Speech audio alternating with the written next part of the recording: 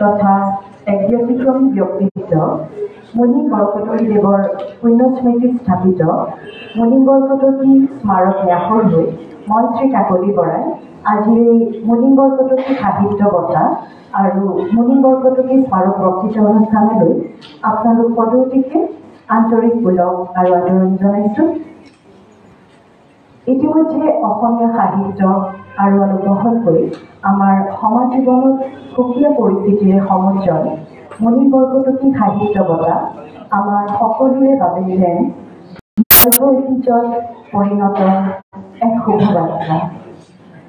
মহাপ্ৰাণ মুনিন বৰকটকী দেৱৰ স্মৃতি ৰক্ষাৰ্থে গঠিত মুনিন বৰকটকী স্মাৰক ন্যাসৰ উদ্যোগত 1995 চনত আৰম্ভ হোৱা ন্যাসৰ আলোকসন্ধানী বৌদ্ধিক সন্তান মুনিন বৰকটকী সাহিত্য বঁটাই ইতিমধ্যে 28টা গৌৰৱোজ্জ্বল বৰ্ষ সম্পূৰ্ণ কৰিলে। আজিৰ এই বঁটা প্ৰদান অনুষ্ঠানৰ লগতে আয়োজন কৰা হৈছে মুনিন বৰকটকী স্মাৰক বক্তৃতাৰো। মুনিন বৰকটকী বঁটা প্ৰদান অনুষ্ঠানৰ পৰম্পৰা অনুসৰি সভাৰ কাৰ্যসূচী এটি মংগলাচৰণেৰে আৰম্ভ কৰা হয় যদিও এইবাৰ আমি এই কাৰ্যসূচীৰ কিছু সাল সলনি কৰিব বিচাৰিছোঁ। সেয়েহে অনুষ্ঠানসূচীৰ মাজলৈ যোৱাৰ আগেয়ে আমি শ্ৰদ্ধাঞ্জলি জ্ঞাপন কৰিব খুজিছোঁ মুনিন বৰকটকী স্মাৰক ন্যাসৰ সৈতে জন্মলগ্নৰে পৰা জড়িত দুগৰাকী বৰেণ্যলৈ। শ্ৰদ্ধাঞ্জলি জনাব খুজিছোঁ আমাৰ পৰম শ্ৰদ্ধেয় সদ্য দিৱংগত নীলমণি ফুকন আৰু শিৱনাথ বৰ্মনদেৱলৈ। ইতিমধ্যে আমাৰ সমাজ জীৱনৰ পৰা বিগত সময়ছোৱাত বিভিন্ন ক্ষেত্ৰৰ বহু কেইগৰাকী গুণী ব্যক্তিৰ দেহাৱসান ঘটিছে। আমি এই চেগতে আটাইলোকে জনাইছোঁ গভীৰ শ্ৰদ্ধাঞ্জলি।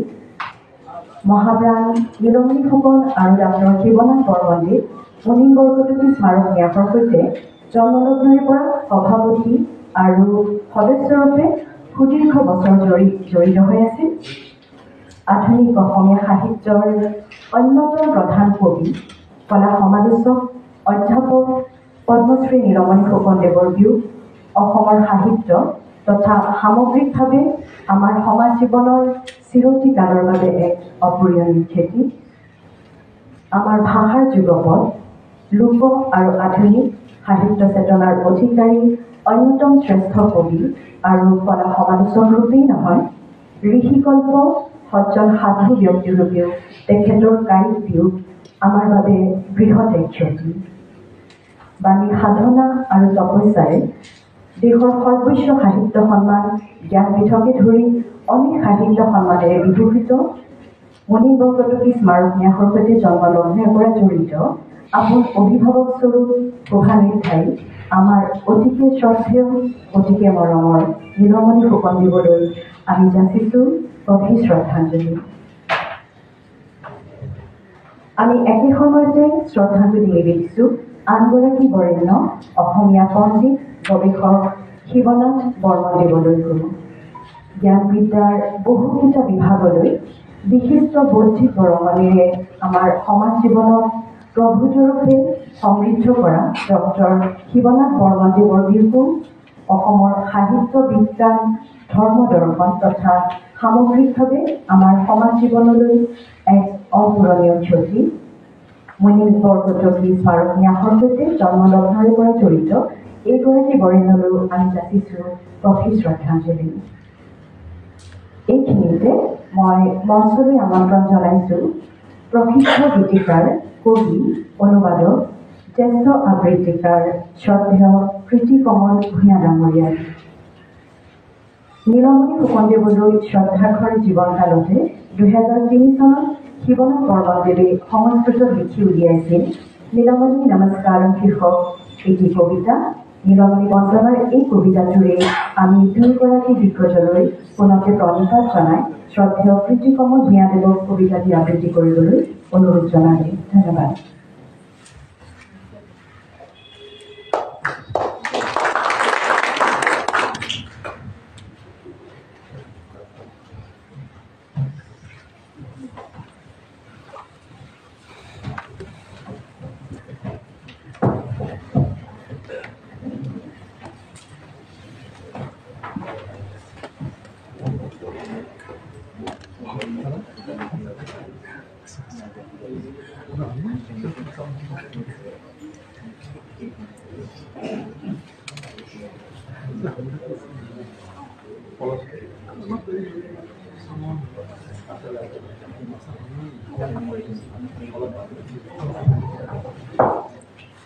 নমস্কাৰ। আজিৰ এই মহৎ উপলক্ষত ইয়াত সমবেত আজিৰ বিশিষ্ট অভ্যাগতসকল আৰু প্ৰেক্ষাগৃহৰ মোৰ সন্মুখত সমাসীন আপোনালোকক সৰস্বত মণ্ডলী জয়তে মই আপোনালোকক পদৌতিকে মোৰ আন্তৰিক ওলগ জনাইছোঁ, শ্ৰদ্ধা জ্ঞাপন কৰিছোঁ। পুণ্য শ্লোকত্ৰয় মুনিন বৰকটকী, নীলমণি ফুকনদেৱ আৰু ডক্টৰ শিৱনাথ বৰ্মনদেৱৰ শৰণ মোৰ সশ্ৰদ্ধ প্ৰণিপাত নিবেদি মই এই স্তৱকটি পাঠ কৰিবলৈ ওলাইছোঁ।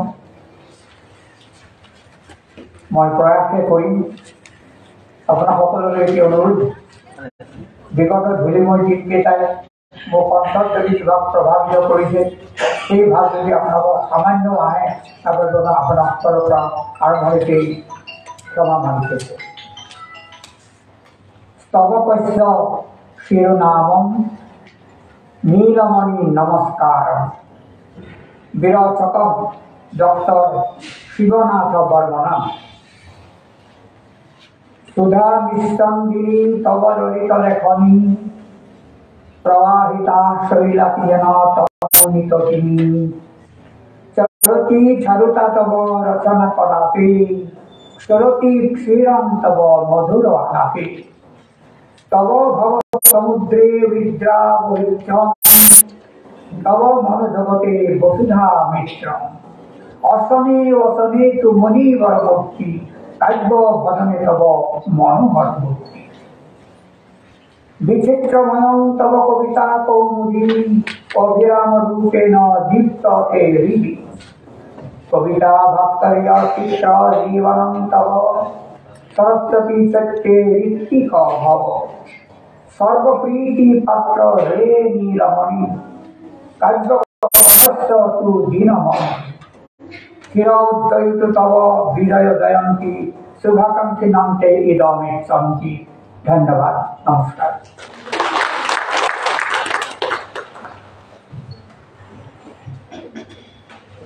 শ্ৰদ্ধেয় কৃতিকমল ভূঞাদাগৰলৈ আমি আন্তৰিক শ্ৰদ্ধা জ্ঞাপন কৰিছোঁ। এতিয়া এই দুয়োগৰাকী বৰেণ্য ব্যক্তিৰ অতুল আত্মাৰ সদ্গতি কামনাৰে সমবেত আটাইকে নিজ নিজ স্থানত থিয় হৈ 1 মিনিট সময় মৌন প্ৰাৰ্থনা জনাবলৈ আহ্বান জনালোঁ।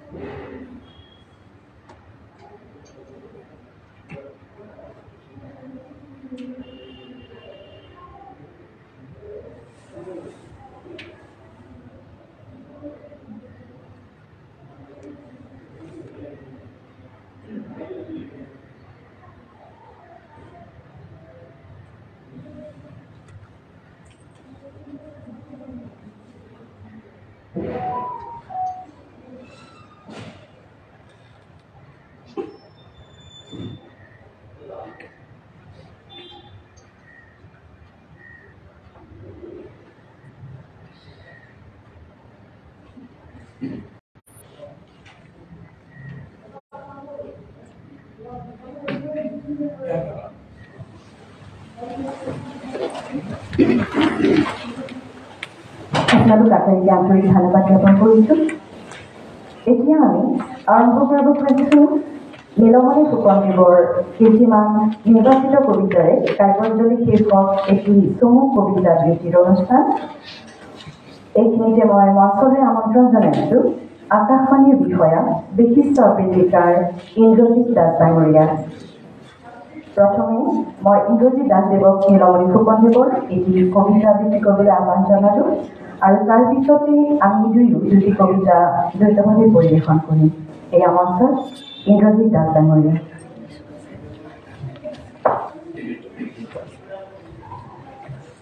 নমস্কাৰ। এই সুযোগখন দিয়াৰ বাবে ন্যাসলৈ মোৰ কৃতজ্ঞতা।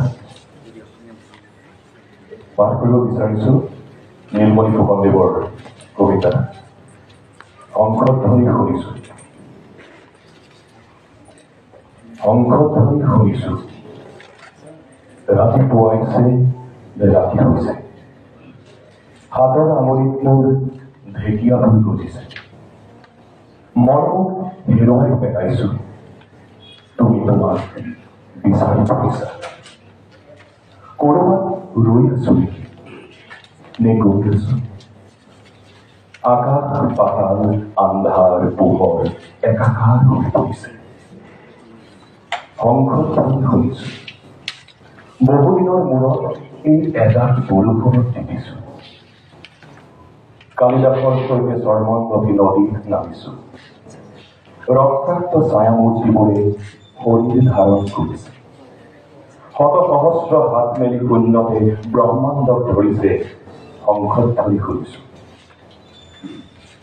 উশাহতে মোৰ সেউজীয়া এজাক বতাহ লৈছো। মোৰ ভিতৰৰ পৰা মোক হাত বান্ধি দিছে।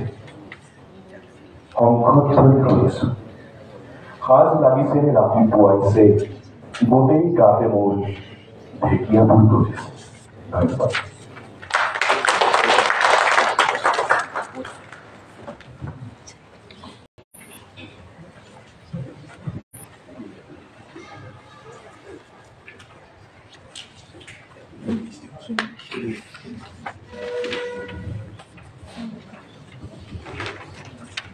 এইবাৰ কাকলি বৰাৰ মই আবৃত্তি কৰিবলৈ লৈছোঁ কবিতা আহক ওলাই যাওঁ। আহক ওলাই যাওঁ। সাংঘাতিক কথা, কোনেও বিশ্বাস কৰা নাছিল।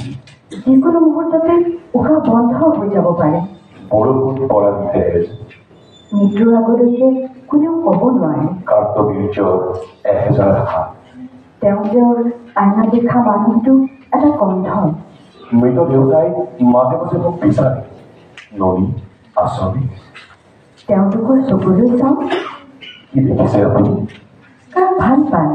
জীৱনৰ লগত এটা সপোন দেখেনে আপুনি? এইখিনিতে ৰাস্তাটো পূবলৈ ঘূৰিছে।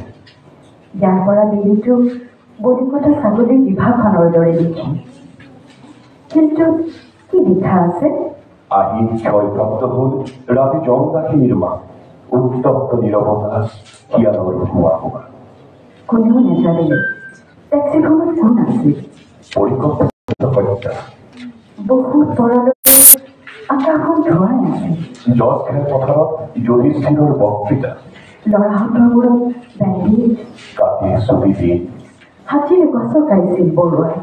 বাঘটোৱে অৰ্ধাহাৰী তিৰোতাবোৰৰ বিয়া কামুৰি খাই পানী বিচাৰিছিল। পানী? পেট্ৰল পাম্পৰ জুই। আপুনি বাৰু কিবা এটা গোন্ধ পাইছেনে? ঘাঁহৰ গোন্ধ। কালিয়নী নদীয়েদি উটি আহি পানী তোলা সবাহৰ চাকিৰ পোহৰ। জানে সময়ৰ তাৰ কি বৰং। সময় নিষ্ঠুৰ।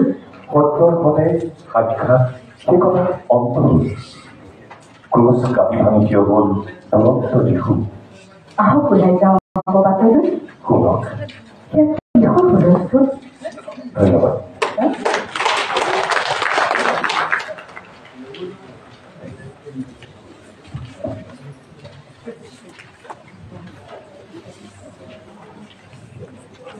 অলপ আগতে আমি কি কথা পাতি আছিলোঁ?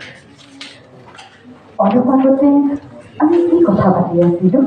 শিল টান, পানী চেঁচা, জুই পৰি মৰাই চালি ধৰা। কেনেকুৱা আছিল পৃথিৱীৰ প্ৰথম ৰাতিপুৱাটো? মিঠা ফল এটা মুখত দিলে কিয় তিতা হয়? ৰাতি 12টা 4 মিনিট থাকোঁতে পকা অঙঠাৰ দৰে আকাশখন জ্বলি উঠা।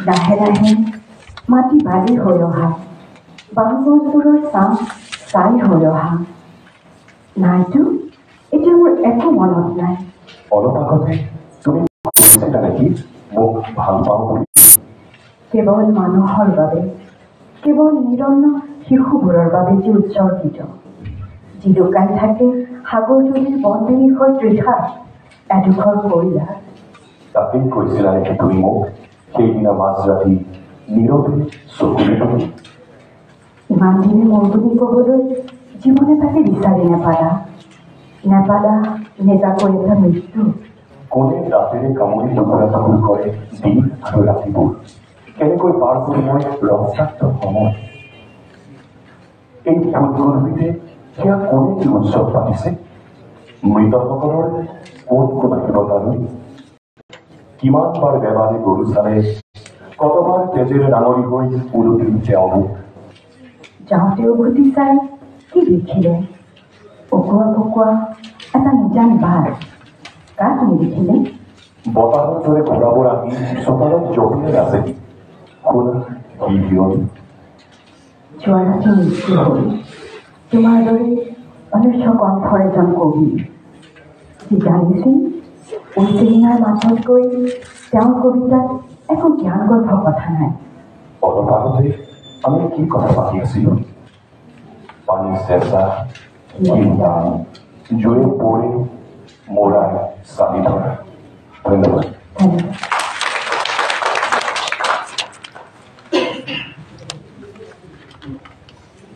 বন্ধুবোৰ ইন্দ্ৰজিতলৈ আন্তৰিক ধন্যবাদ জ্ঞাপন কৰিলোঁ আৰু এইখিনিতে আমি আমাৰ কাৰ্যঞ্জলি অনুষ্ঠান সামৰণি মাৰিছোঁ এইবাৰ আমি মূল সভা পৰ্বলৈ আগবাঢ়িব খুজিছোঁ সভাৰ আৰম্ভণিতে শ্ৰদ্ধেয় মুনিন বৰকটকীদেৱৰ প্ৰতিচ্ছবি পুষ্পাঞ্জলিৰে শ্ৰদ্ধা তৰ্পণ কৰা হ'ব সেয়েহে আজি সভাৰ বিশিষ্ট অতিথি পৰম শ্ৰদ্ধেয় ৰঞ্জিত কুমাৰ দেৱগোস্বামী মহাশয়ক মঞ্চলৈ আহিবলৈ আহ্বান জনালোঁ তেখেতক মঞ্চলৈ আদৰি আনিবলৈ মুনিন বৰকটকী স্মাৰক ন্যাসৰ ন্যাসৰক্ষী শ্ৰদ্ধেয় উপেন্দ্ৰনাথ বৰকটকী ডাঙৰীয়াক বিনম্ৰ অনুৰোধ জনালোঁ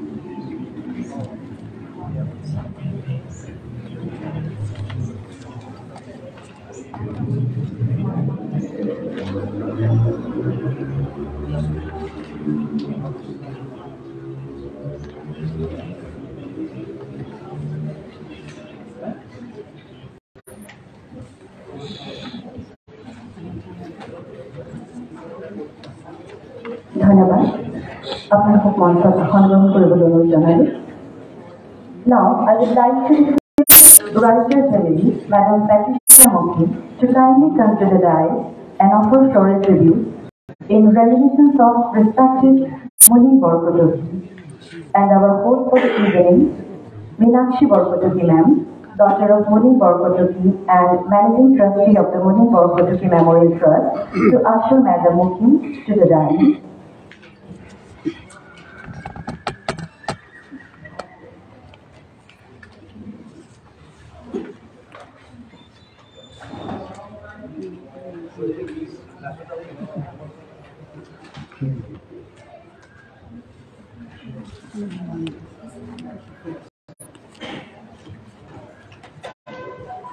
ধন্যবাদ সন্মানীয় ব্যক্তিসকলক মঞ্চত আসন গ্ৰহণ কৰিবলৈ অনুৰোধ জনালোঁ সভাৰ সম্বৰ্ধনা কাৰ্যসূচী অনুসৰি মঞ্চত উপবিষ্ট আজিৰ সভাৰ বিশিষ্ট অতিথিদ্বয় ক্ৰমে মাননীয় ৰঞ্জিত কুমাৰ দেৱগোস্বামী মহাশয় আৰু মেডাম লুখিমক সম্বৰ্ধনা জনাব ক্ৰমে শ্ৰদ্ধেয় উপেন্দ্ৰনাথ বৰকটকী দেৱ আৰু মীনাক্ষী বৰকটকী বাইদেৱে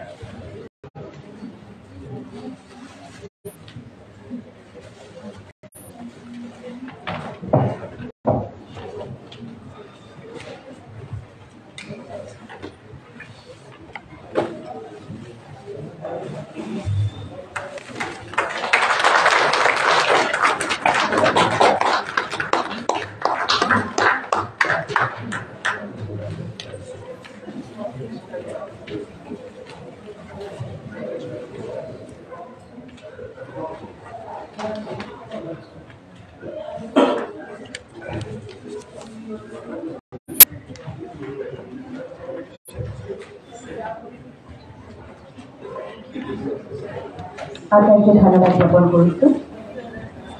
সভাৰ আৰম্ভণিতে আজি সভাৰ আদৰণি ভাষণ প্ৰদান কৰিবলৈ আমন্ত্ৰণ জনাইছোঁ প্ৰয়াত বৰকটকীদেৱৰ অন্যতম প্ৰিয় পাত্ৰ তথা মুনিন বৰকটকী স্মাৰক ন্যাসৰ মূল চালিকা শক্তি, ন্যাসৰক্ষী, বিশিষ্ট লেখক, সমালোচক, অধ্যাপক শ্ৰদ্ধেয় উপেন্দ্ৰনাথ বৰকটকী ডাঙৰীয়া। উল্লেখনীয় যে সুদূৰ নগাঁৱৰ পৰা আহি আজি আমাৰ সভাত উপস্থিত হৈছেহি এয়া মঞ্চত উপেন্দ্ৰনাথ বৰকটকী ডাঙৰীয়া।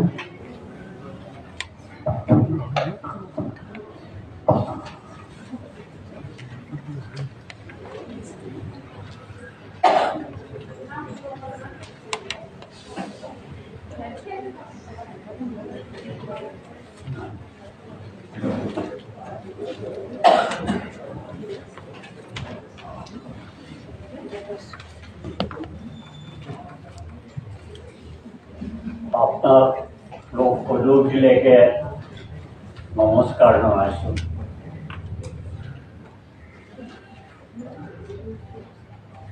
মুনিন বৰকটকী দেৱৰ লগত বহুদিনীয়া সম্পৰ্কৰ সুবাদতে মুনিন বৰকটকী ন্যাসৰ লগত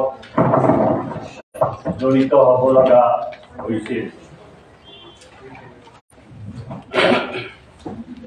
মই দীঘলীয়া নকওঁ, সেইবিলাক কৈ মূল কথাখিনি ক'ব খুজিছোঁ। 2021 আৰু 2022 বৰ্ষৰ আজি আহ্বান কৰা মুনিন বৰকটকী সাহিত্য বঁটা প্ৰদান অনুষ্ঠানৰ মুখ্য অতিথি প্ৰথিতযশা সাহিত্যিক, সমালোচক, অধ্যাপক ৰঞ্জিত কুমাৰ দেৱগোস্বামী এই বৰ্ষৰ মুনিন বৰকটকী স্মাৰক বক্তৃতা প্ৰদান কৰিবলৈ আমন্ত্ৰণ কৰি অনা যশস্বী লেখক, সমাজকৰ্মী আৰু সাংবাদিক পদ্মশ্ৰী পেট্ৰিচিয়া মুথিন, বঁটা প্ৰাপকসকল আৰু উপস্থিত সুধীবৃন্দ, জয় জয়তে আপোনালোকক ন্যাসৰ হৈ সভা সম্ভাষণ জনাইছোঁ। আৰম্ভণিতে যোৱা শতিকাৰ 30ৰ দশকৰ পৰা 80ৰ দশকলৈকে সাহিত্য সমালোচনা আৰু বিভিন্ন বিষয়ৰ সৃষ্টিশীল লেখাৰে অসমীয়া সাহিত্যক সমৃদ্ধ কৰা আৰু বৌদ্ধিক পটভূমিৰে এক সুস্থ বাতাবৰণ সৃষ্টি কৰাত অগ্ৰণী ভূমিকা লোৱা স্বনামধন্য মুনিন বৰকটকী দেৱলৈ প্ৰণিপাত জনাইছোঁ। লগতে 2017 চনৰ 14 আগষ্টত মৃত্যুবৰণ কৰা মুনিন বৰকটকী দেৱৰ সহধৰ্মিনী, অগ্ৰণী ৰাজনীতিক, জনতা চৰকাৰৰ আমোলৰ কেন্দ্ৰৰ শিক্ষা ৰাজ্য মন্ত্ৰী, স্নেহশীলা, তেজস্বিনী আৰু সাহিত্য একাডেমীৰ বঁটা বিজয়ী নিৰুপমা বৰগোহাঁইয়ে অত্যন্ত মেধাৱী, তজবজীয়া আৰু নাৰীৰত্ন অভিধাৰে বিভূষিত কৰা ৰেণুকা দেৱী বৰকটকী বাইদেউলৈ তেখেতৰ স্মৃতিত প্ৰণিপাত জনাইছোঁ। মুনিন বৰকটকী দেৱৰ পুণ্যস্মৃতিত সাহিত্য সংস্কৃতি প্ৰাণ সম্ভ্ৰান্ত পৰিয়ালটোৰ প্ৰয়াত ৰেণুকা দেৱী বৰকটকী বাইদেউ আৰু দুয়োগৰাকীৰে বিদুষী জীয়ৰী ডক্টৰ মীনাক্ষী বৰকটকীয়ে 1994 চনত প্ৰতিষ্ঠা কৰা মুনিন বৰকটকী স্মাৰক ন্যাসৰ বঁটা পৰিচালনা সমিতিৰ আৰম্ভণিৰে পৰা সভাপতি হিচাপে সেৱা আগবঢ়োৱা জ্ঞানপীঠ বঁটা বিজয়ী কাব্যৰথী নীলমণি ফুকনদেৱৰ অভাৱ আজি আমি বৰকৈ অনুভৱ কৰিছোঁ। তেখেতৰ লগতে বঁটা সমিতিৰ সুদীৰ্ঘকালৰ অন্যতম সদস্য ডক্টৰ শিৱনাথ বৰ্মনকো আমি একে সময়তে হেৰুৱালোঁ। দুয়োৰে পুণ্য আত্মাৰ সদ্গতি কামনা কৰিছোঁ। মুনিন বৰকটকী ন্যাসৰ কাৰণে অতি সন্তোষৰ কথা এই যে 1995 চনৰ পৰা 2022 চনলৈ বছৰৰ লেখেৰে যোৱা 28টা বছৰত 48গৰাকী 40ৰ অনুৰ্ধৰ যুৱ সাহিত্যিকে মুনিন বৰকটকী বঁটা লাভ কৰিছে। আনহাতে এই বঁটা প্ৰাপকসকলৰ গৰিষ্ঠ সংখ্যকেই সাহিত্য ক্ষেত্ৰৰ বিভিন্ন দিশত সুনাম অৰ্জন কৰিছে। এইসকলৰ ভিতৰত শ্ৰী কুলধৰ শইকীয়াই অসম সাহিত্য সভাৰ সভাপতিৰ আসন অলংকৃত কৰাৰ উপৰি তেখেতে 2005 চনত সাহিত্য একাডেমী বঁটা অৰ্জন কৰিছে। আনহাতে 9গৰাকীয়ে এতিয়ালৈকে যুৱ সাহিত্য বঁটা লাভ কৰিছে। ন্যাসে আবাহন জয়ন্তী আদিত প্ৰকাশ পোৱা বৰকটকীদেৱৰ বিভিন্ন ৰচনাৰাজিও কেইবাগৰাকী কৃতবিদ্য সাহিত্যিক সমালোচকৰ দ্বাৰা সম্পাদনা কৰাই কেইবাখনো গ্ৰন্থ প্ৰকাশ কৰিছে। এইখিনিতে ৰেণুকাদেৱী বৰকটকী বাইদেউ মৃত্যুৰ পাছত পৰিচালনা ন্যাস ৰক্ষা সমিতিৰ দায়িত্ব মীনাক্ষী বৰকটকীয়ে বহন কৰি আহিছে আৰু এই ক্ষেত্ৰত তেওঁক সহায় কৰিছে কুশল লত্ৰই। মুনিন বৰকটকীৰ বঁটা লাভ কৰা কুশল লত্ৰই। এইখিনি মই আপোনালোকক আদৰণি জনাইছোঁ আৰু জনাবলগীয়াখিনি জনাইছোঁ। আপোনালোকলৈ পুনৰ নমস্কাৰ, সদা সম্ভাৱনা।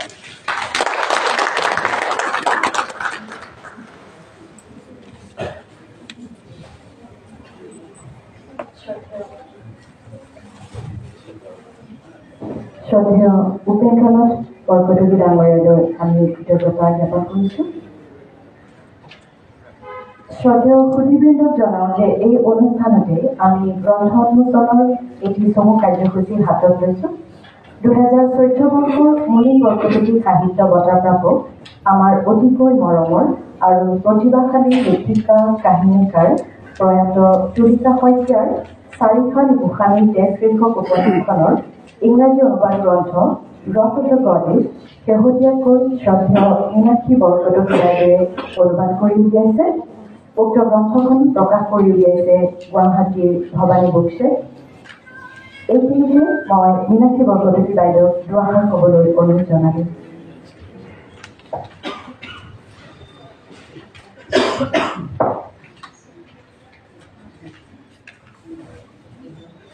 নমস্কাৰ।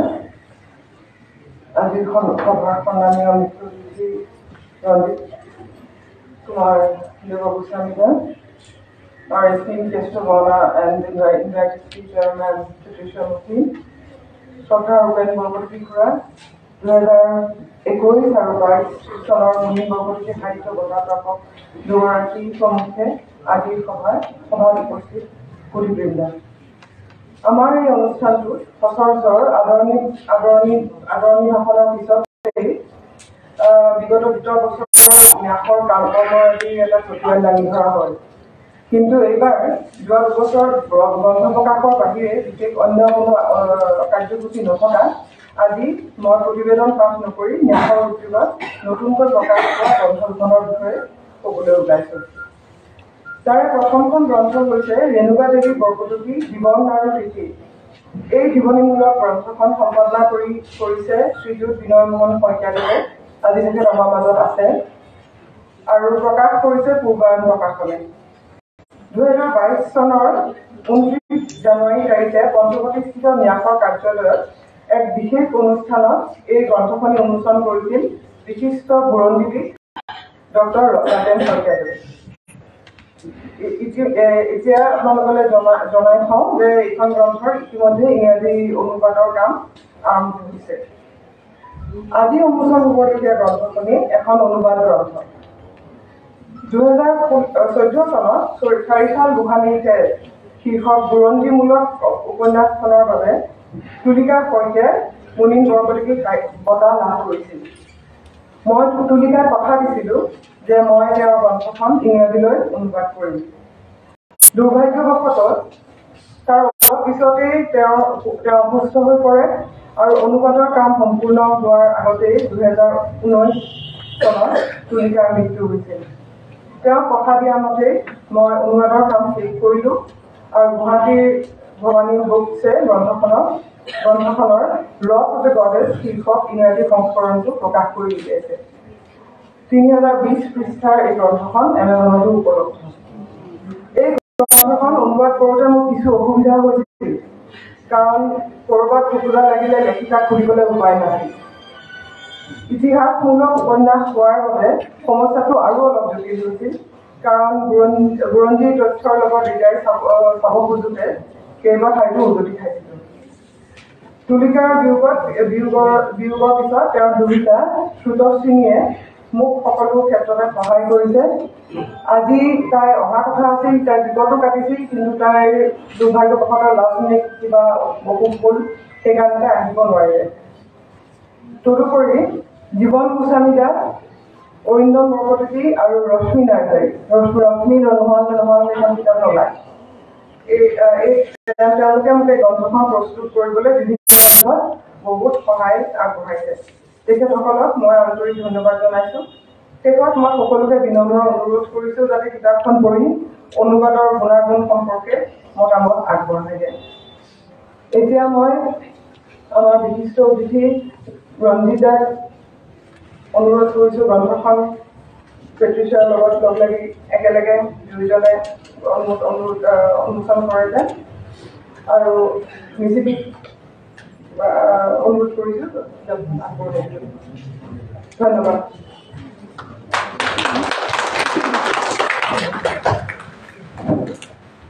ধন্যবাদ বাইদেউ।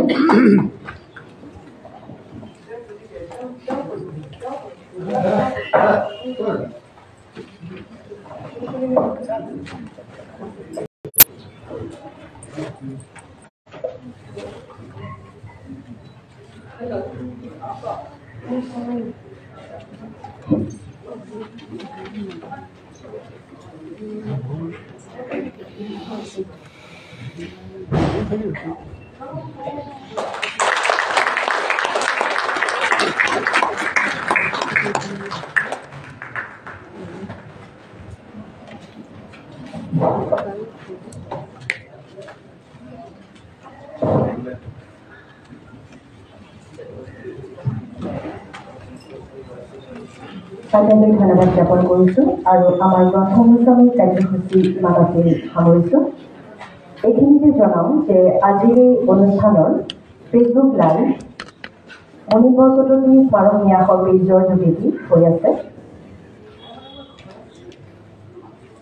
এইখিনিতে আৰু এটি বিশেষ ঘোষণা, আজিৰ সদ্য উন্মোচিত গ্ৰন্থ লছ অফ দ্য গডেছৰ সৈতে 2021 আৰু 2022 বৰ্ষৰ বঁটাপ্ৰাপকৰ গ্ৰন্থ আৰু ন্যাসৰ কিছু সংখ্যক গ্ৰন্থ সভাৰ বাহিৰৰ প্ৰাংগণত বিক্ৰীৰ ব্যৱস্থা কৰা হৈছে। গ্ৰন্থ প্ৰকাশক আৰু বিক্ৰেতা বান্ধৱে এই উদ্যোগ হাতত লৈছে।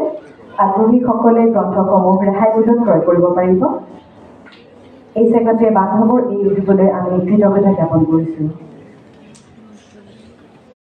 সমবেত সুধীবৃন্দ, আমি আমাৰ সভাৰ কেন্দ্ৰীয় উপলক্ষ মুনিন বৰকটকী সাহিত্য বঁটা প্ৰদান অনুষ্ঠানলৈ আগবাঢ়িছোঁ। সন্মানীয় বঁটাটিত আছে নগদ 50,000 টকা, এখন স্মাৰক, এখন প্ৰশস্তি পত্ৰ, এখনি গামোচা আৰু এটি কিতাপৰ টোপোলা। প্ৰথমে মই 2021 বৰ্ষৰ বিজেতা ছবি আৰু অন্যান্য গল্প সংকলনৰ লেখক শ্ৰী প্ৰদ্যুম্ন গগৈক মঞ্চলৈ আহিবলৈ আহ্বান জনাইছোঁ।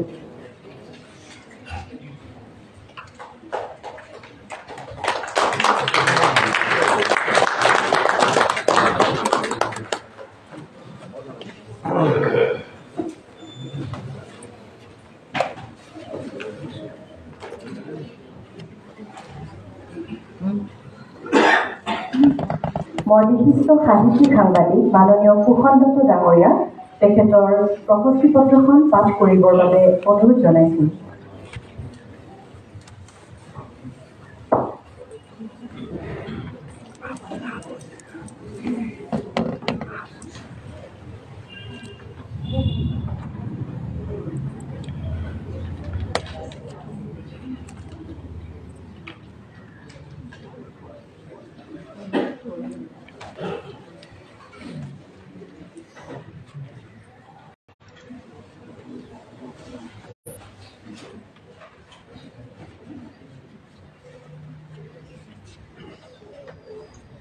নমস্কাৰ,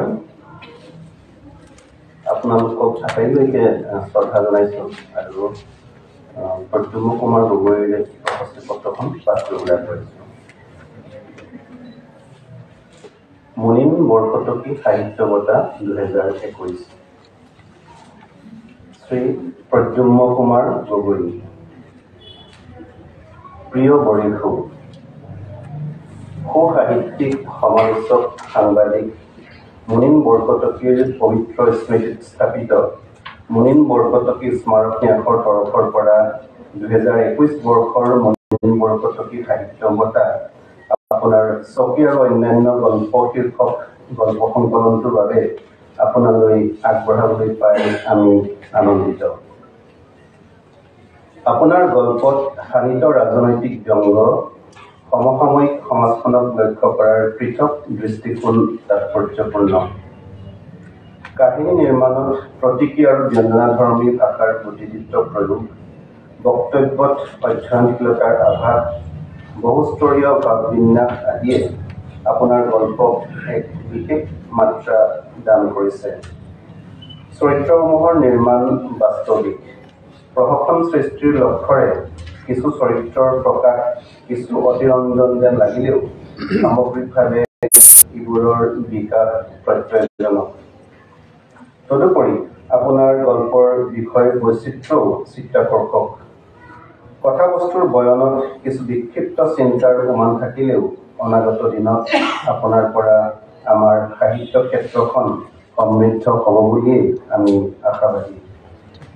2021 বৰ্ষৰ মুনিন বৰকটকী সাহিত্য বঁটা বিজেতা হিচাপে আপোনাক আমাৰ আন্তৰিক অভিনন্দন যাচিলোঁ। আশা কৰোঁ আপোনাৰ সাহিত্য সাধনা ধাৰাবাহিক গভীৰত্বৰ আৰু দায়িত্বশীল কৰা পুৰস্কাৰটিয়ে কিঞ্চিত হ'লেও অনুপ্ৰেৰণা যোগাব।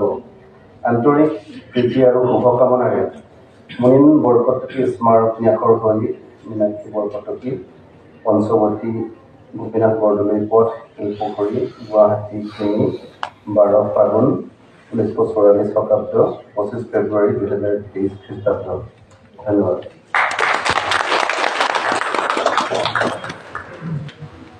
ধন্যবাদ ডাঙৰীয়া। এতিয়া মাননীয় অধ্যাপক ৰঞ্জিত কুমাৰ দেৱগোস্বামী মহাশয়ক শ্ৰী প্ৰদ্যুম্ন গগৈক সন্মানীয় বঁটাখিনি প্ৰদান কৰিবলৈ অনুৰোধ জনাইছোঁ। I request Madam Mukin to join in.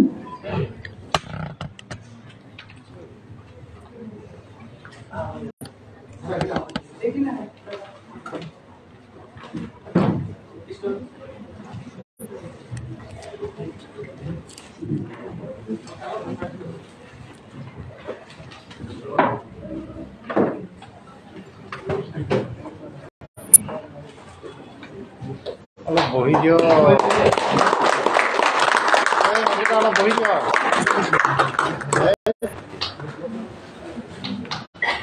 গোটেই নহয় আগতে ধৰি দিছোঁ।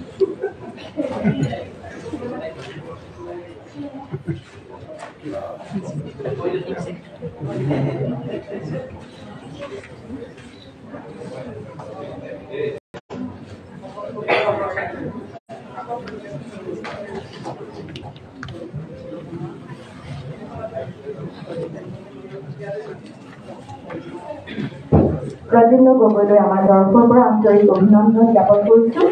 এইখিনিতে শ্ৰী গগৈক চমুকৈ তেখেতৰ অনুভৱ ব্যক্ত কৰিবলৈ অনুৰোধ জনালোঁ।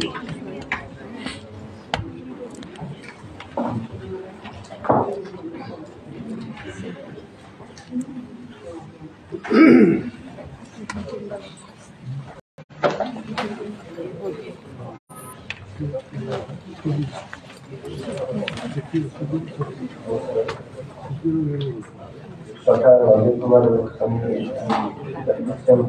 স্মৃতি বায়ুতে পবিত্ৰ কৰি এই মুহূৰ্তখিনিত সমাপ্ত হোৱা অতি আদৰৰ আৰু প্ৰিয় সাহিত্য সাধক, সাহিত্যকৰ্মী, পাঠক, বয়োজ্যেষ্ঠ নাগৰিক মুনিন গগৈ দাস আৰু মোৰ কোভিড সদস্যসকল, এনেকুৱা এটা মুহূৰ্তত শুভ ইচ্ছা শুভবাদ প্ৰকাশৰ বাবে আমি কি কথা থাকিব পাৰে। যিহেতু এই মুহূৰ্তটো এটা উপলক্ষ আৰু অসীম সময়ত খোদিত কৰা এটা মুহূৰ্ত, সেয়ে এই বিশেষ মুহূৰ্তটো মোক নিজকে কিঞ্চিত প্ৰকাশ কৰিবলৈ প্ৰয়াস কৰিছোঁ। গল্প বা কাহিনী লিখাটো মোৰ বাবে উপলক্ষ। গল্প বা কাহিনী লিখাটো মোৰ বাবে উপলক্ষ নহয়, ই যিকোনো সময়তে কৰিব পৰা এটা মানসিক উৎপাদন, যিটো মই মন গ'লে নকৰাকৈ শিকিব পাৰোঁ অথবা আন ধৰণে আন মাধ্যমেৰে অভিব্যক্তি প্ৰকাশ কৰিব পাৰোঁ। মোৰ ভিতৰত মই অহৰহ কিছু চাঞ্চল্য অনুভৱ কৰি থাকোঁ। উদ্দীপকসমূহে কাম কৰি দিলে মস্তিষ্ক, চকুৰে দেখা বস্তুবোৰে চিহ্ন সংকেত প্ৰেৰণ কৰি থাকে। সেইবাবে দখৰ হৈ ৰওঁ অথবা দুৰন্তগতি লাভ কৰোঁ। চকী আৰু অন্যান্য গল্প এই দুৰন্ত গতিৰ মুহূৰ্তবোৰতে লিখিছিলোঁ আৰু লিখি উপভোগ কৰিছিলোঁ।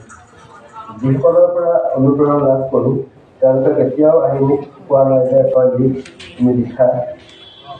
এইদৰে কোৱাৰো কোনো অৱকাশ নাই, কাৰণ তেওঁলোকৰ কামৰ বাবে মোৰ কোনো যোগাযোগ সাক্ষাৎ নাই। তেনেদৰে মোৰ আত্মতৃপ্তি দিয়ে। চকী আৰু অন্য গল্প চৰম উন্মাসীভাৱে প্ৰকাশ কৰা হৈছিল। মোৰ বিশেষ কাম নাছিল। এই গল্পবোৰো আছিল মোৰ বাবে নিজৰ মাজতে কৰা পুৰণা ধেমালি। গল্প সংকলন প্ৰকাশৰ কথা চিৰিয়াছলি লোৱালৈ অহা নাছিল কেতিয়াও। যিসকলে সংকলনখনক প্ৰকাশ কৰাত সহযোগ কৰিলে তেওঁলোকলৈ সেই ধন্যবাদ। মোৰ এই পুৰণা গল্পবোৰৰ সলনি বৰ্তমান যিসমূহ লিখিবলৈ চেষ্টা কৰি আছোঁ, গল্পৰ উপৰিও অন্যান্য কিছু, সেইসমূহৰ ফলতহে মই নিজে এতিয়া আগ্ৰহী। এনেধৰণৰ মুহূৰ্তবোৰে এই আগ্ৰহক ত্বৰান্বিত কৰাটো স্বাভাৱিক। নতুন চিন্তা চেতনা, প্ৰজন্মৰ মংগল কামনা কৰা এজন চিত্তজ্ঞৰ নামেৰে যি সন্মান আগবঢ়োৱা হৈছে, সি মোক সদায় নতুনৰ প্ৰতি আগ্ৰহী কৰি যাব। এই সন্মান উৎসাহীভাৱেহে মই লাভ কৰিছোঁ, কিন্তু ইয়াৰ আঁৰত মোৰ ঘৰ, বন্ধু বান্ধৱী আৰু গুণগ্ৰাহীসকলৰ আহি জড়িত হৈ আছে, যাৰ বাবে মোৰ কোনো ভাষা নাই। ধন্যবাদ।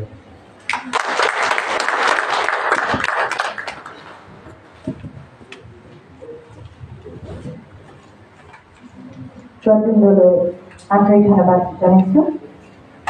এইবাৰ মই মঞ্চলৈ আহিবলৈ আহ্বান জনাইছোঁ 2022 বৰ্ষৰ বিজেতা হালধীয়া জোতা শীৰ্ষক গল্প সংকলনৰ পাণ্ডুলিপি লেখিকা শ্ৰী উপাসনা শইকীয়া।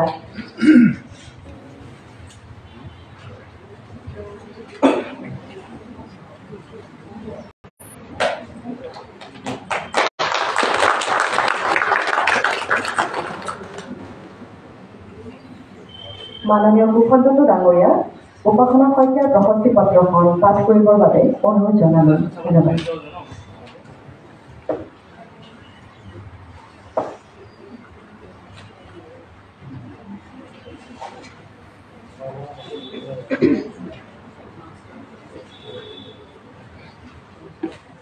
মুনিন বৰকটকী সাহিত্য বঁটা 2022 শ্ৰীমতী উপাসনা শইকীয়া। প্ৰিয় বৰিষু, সু-সাহিত্যিক সমালোচক সাংবাদিক মুনিন বৰকটকীৰ পবিত্ৰ স্মৃতিত স্থাপিত মুনিন বৰকটকী স্মাৰক ন্যাসৰ তৰফৰ পৰা 2022 বৰ্ষৰ মুনিন বৰকটকী সাহিত্য বঁটা আপোনাৰ হালধীয়া জোতা শীৰ্ষক গল্প সংকলনটোৰ পাণ্ডুলিপিৰ বাবে আপোনালৈ আগবঢ়াবলৈ পাই আমি আনন্দিত।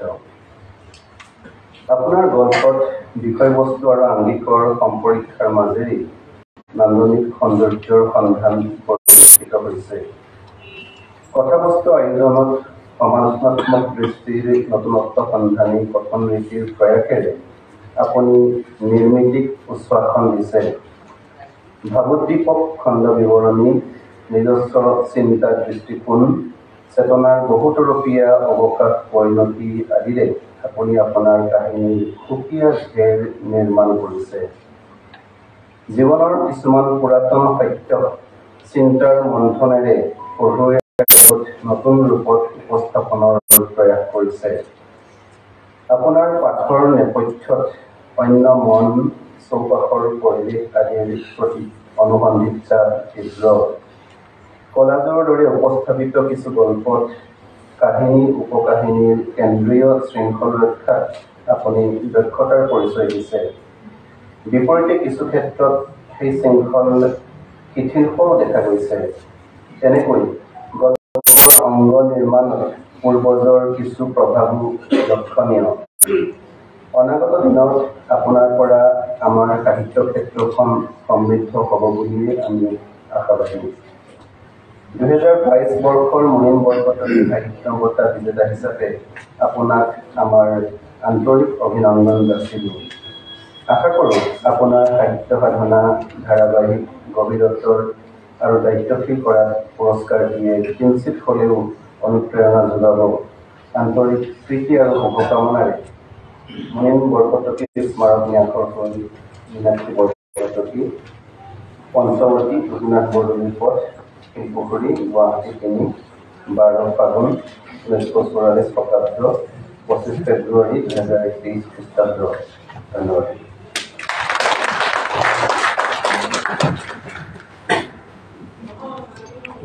ধন্যবাদ আদৰণীয়। এতিয়া মাননীয় শিক্ষাবিদ ৰঞ্জিত কুমাৰ দেৱগোস্বামী মহাশয়ক সন্মানীয় বঁটাটি শ্ৰী উপাসনা শইকীয়াক প্ৰদান কৰিবলৈ অনুৰোধ জনাইছোঁ। লগতে মেডাম পেট্ৰিচিয়া মুখিয়মকো সহযোগ কৰিবলৈ গৈ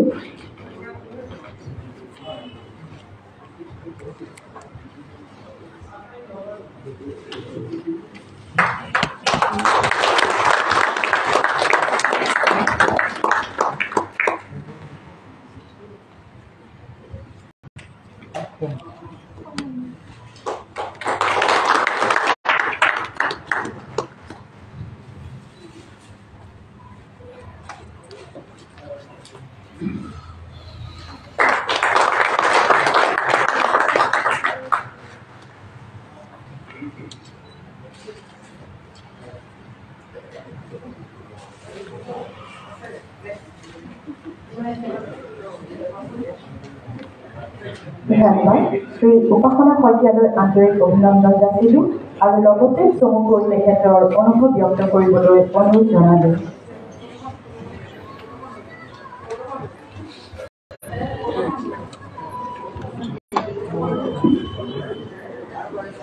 প্ৰেছৰ সুবিধাৰ্থী বঁটা বিজয়ীলৈ এখন গ্ৰুপ ফটোৰ বাবে মঞ্চত থিয় দিয়ে যেন।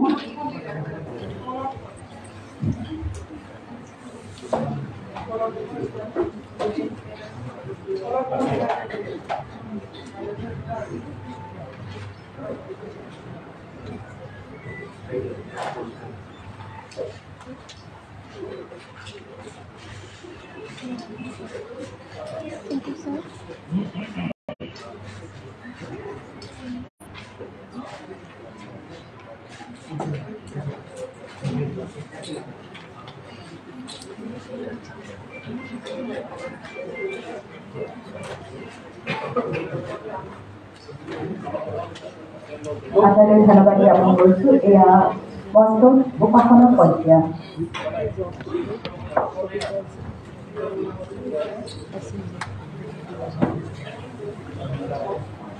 পৰম শ্ৰদ্ধাৰ আজিৰ এই সন্মানীয় সভাখনৰ আমন্ত্ৰিত বক্তা বিশিষ্ট চিন্তাবিদ প্ৰাধ্যাপক Ranjit Devgoswami sir, respected Patricia Mukhim ma'am,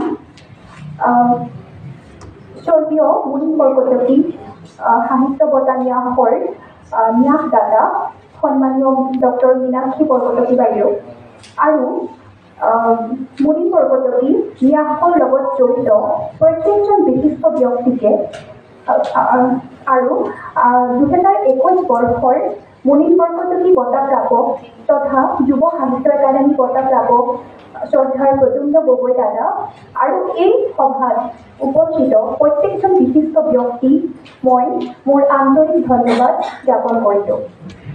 মোৰ আজি খুব ভাল লাগিছে যে গোলাঘাট জিলাৰ সেই গাঁওখনৰ পৰা ওলাই আহি আজি মোৰ আপোনালোক আটাইকে লগ পোৱাৰ সৌভাগ্য হৈছে। এইদৰে আপোনালোকৰ সন্মুখত থিয় হৈ এষাৰ ক'বলৈ মই যে সুযোগ পাইছোঁ, এইটোৱে মোৰ আটাইতকৈ পৰম সৌভাগ্য আজিৰ দিনটোত। যিয়ে নহওক, গল্পৰ সৈতে চিনাকি ঠিক শৈশৱৰে বুলিয়ে ক'ব বিচাৰোঁ, কাৰণ খুব আপোন মনেৰে কথা পাতি এবাৰ ভৰ দুপৰীয়া পুখুৰীৰ কিনাৰত ফুলি থকা বগা ফুল কিছুমানৰ লগত কথা পাতি মই সেই বাৰিষাৰ পুখুৰীৰ পানীত সোমাই গৈছিলোঁ আৰু নিজে উঠিও আহিছিলোঁ। আৰু সেই সময়ত ঠিক কিতাপ কাগজ বা কলমৰ লগত খুব বেছি পৰিচয় নথকাকৈ সেই সময়ত মনৰ মাজত অসংখ্য গল্প বা কাহিনী লৈ ফুৰিছিলোঁ, যিবোৰ নিজেই গাই ফুৰিছিলোঁ। চবেই হাঁহিছিলে, ঘৰতে আলহী ফুৰিবলৈ আহিলে কয় কিন্তু বহি থাকে জানো। একচুৱেলি তেনেকৈ মোৰ এইটো বহুত ডাঙৰ খেলাৰ নিচিনা এটা বস্তু আছিলে যে মই নিজে কথা কৈ থাকি ভাল পাইছিলোঁ। তাৰপিছত কিন্তু যেতিয়া ডাঙৰ হৈ আহিলোঁ, লক্ষ্য কৰিলোঁ আমাৰ চৌপাশৰ যিবিলাক গল্প, সেই গল্পবিলাক ইমান সহজ নহয়, ইমান অনাঘাত নহয়, ইমান ধুনীয়াও নহয়। সেই গল্পবিলাককো কিন্তু আমি আনিব লাগিব। আমি যদি সঁচাকৈ কিবা এটা সলনি কৰিব বিচাৰিছোঁ, সেই গল্পবিলাককো আমি আমাৰ কলমেৰে প্ৰকাশ কৰিব লাগিব। গতিকে লেখা মেলাৰ যাত্ৰাটো সেই কলেজৰ দিনতে আৰম্ভ হৈছিলে আৰু খুব দৃঢ়ভাৱে কম বয়সৰ পৰাই মই এটা কথা বিশ্বাস কৰি আহিছোঁ যে যিকোনো লিংগ পৰিচয়ৰ পৰিধি ভাঙি কেৱল কলম আৰু মানুহৰ চিন্তাৰ পৰিপক্কতাইহে এজন ব্যক্তি হিচাপে আমাক সমাজত প্ৰতিষ্ঠা কৰিব পাৰিব। আৰু আজি এই শুভ স্থলত মই আটাইতকৈ মই অশেষ ধন্যবাদ জনাইছোঁ যে আপোনালোকে মোক সেই প্ৰেৰণা দিছে, আপোনালোকে দিয়া সেই স্নেহাশীষ মোৰ কৰ্মজীৱনৰ শক্তি হ'ব। মই নিশ্চিতভাৱে চেষ্টা কৰিম যাতে মানুহৰ বাবে লিখিব পাৰোঁ বা আমাৰ সমাজৰ বাবে। ইয়াকে কৈ মোৰ বক্তব্য সামৰি মাৰিলোঁ। ধন্যবাদ।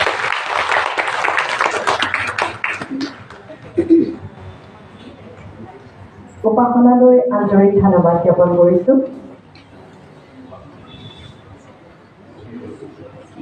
আমাৰ আজিৰ সভাৰ বিশিষ্ট অতিথি মাননীয় অধ্যাপক ৰঞ্জিত কুমাৰ দেৱগোস্বামী মহাশয়ক নকৈ পৰিচয় কৰাই দিয়াৰ প্ৰয়োজন নাই যদিও কেৱল আনুষ্ঠানিকতাৰ খাতিৰত তেখেতৰ যি চমু পৰিচয় আপোনালোকৰ আগত দাঙি ধৰিছোঁ। আধুনিক অসমীয়া চিন্তাৰ অন্যতম নায়ক, প্ৰসিদ্ধ সমালোচক, শিক্ষাবিদ অধ্যাপক ৰঞ্জিত কুমাৰ দেৱগোস্বামী দেৱৰ জন্ম নগাঁৱত 1952 চনত হয়। জ্ঞানৰ কৃষ্য সাধক, বিশ্বকোষীয় ব্যক্তিত্ব দেৱগোস্বামী ডাঙৰীয়া কটন কলেজ আৰু গুৱাহাটী বিশ্ববিদ্যালয়ৰ ইংৰাজী বিভাগৰ প্ৰাক্তন অধ্যাপক আৰু তেজপুৰ বিশ্ববিদ্যালয়ৰ শ্ৰীমন্ত শংকৰদেৱ আসনৰ অৱসৰপ্ৰাপ্ত অধ্যাপক। শ্ৰদ্ধেয় দেৱগোস্বামী ডাঙৰীয়া আধুনিক আৰু উত্তৰ আধুনিক সাহিত্য তত্ত্ব, শ্ৰীমন্ত শংকৰদেৱ আৰু সমকালীন সমাজ সংস্কৃতি সাহিত্য দৰ্শন, 19বিংশ শতাব্দীৰ বৌদ্ধিক অসম আদিকে ধৰি একাধিক বিষয়ৰ বিশেষজ্ঞ, ব্যতিক্ৰমী স্মৃতিশক্তিৰ অধিকাৰী এগৰাকী অসাধাৰণ জ্ঞান তপস্বী গৱেষক পণ্ডিত। অসমীয়া সাহিত্য, অসমৰ সামাজিক সাংস্কৃতিক আৰু বৌদ্ধিক পৰম্পৰাৰ বিস্তৃত বিশ্লেষক দেৱগোস্বামী ডাঙৰীয়াই সঘনাই আমাৰ সমাজ সংস্কৃতি আৰু সাহিত্যৰ চহকী সম্পদ পৰম্পৰাৰ সন্ধানত একান্তভাৱে নিয়োজিত হৈ আহিছে। আনুসন্ধানী বুদ্ধিদীপ্ত পাঠদান শৈলীৰে প্ৰজন্মৰ পৰা প্ৰজন্ম ছাত্ৰ ছাত্ৰীৰ মনৰ জগত উহৰাই অহা শ্ৰদ্ধেয় দেৱগোস্বামী ডাঙৰীয়া আমাৰ সাহিত্য সমাজ সংস্কৃতিৰ যেন এটা জীৱন্ত অভিলেখাগাৰ। আমি এইগৰাকী প্ৰসিদ্ধ সমালোচক তথা শিক্ষাবিদক আমাৰ মাজত পাই নথৈ আনন্দিত। মহাশয়ক তেখেতৰ আজিৰ মুখ্য অতিথিৰ ভাষণ প্ৰদান কৰিবলৈ কাতৰ অনুৰোধ জনালোঁ। ধন্যবাদ।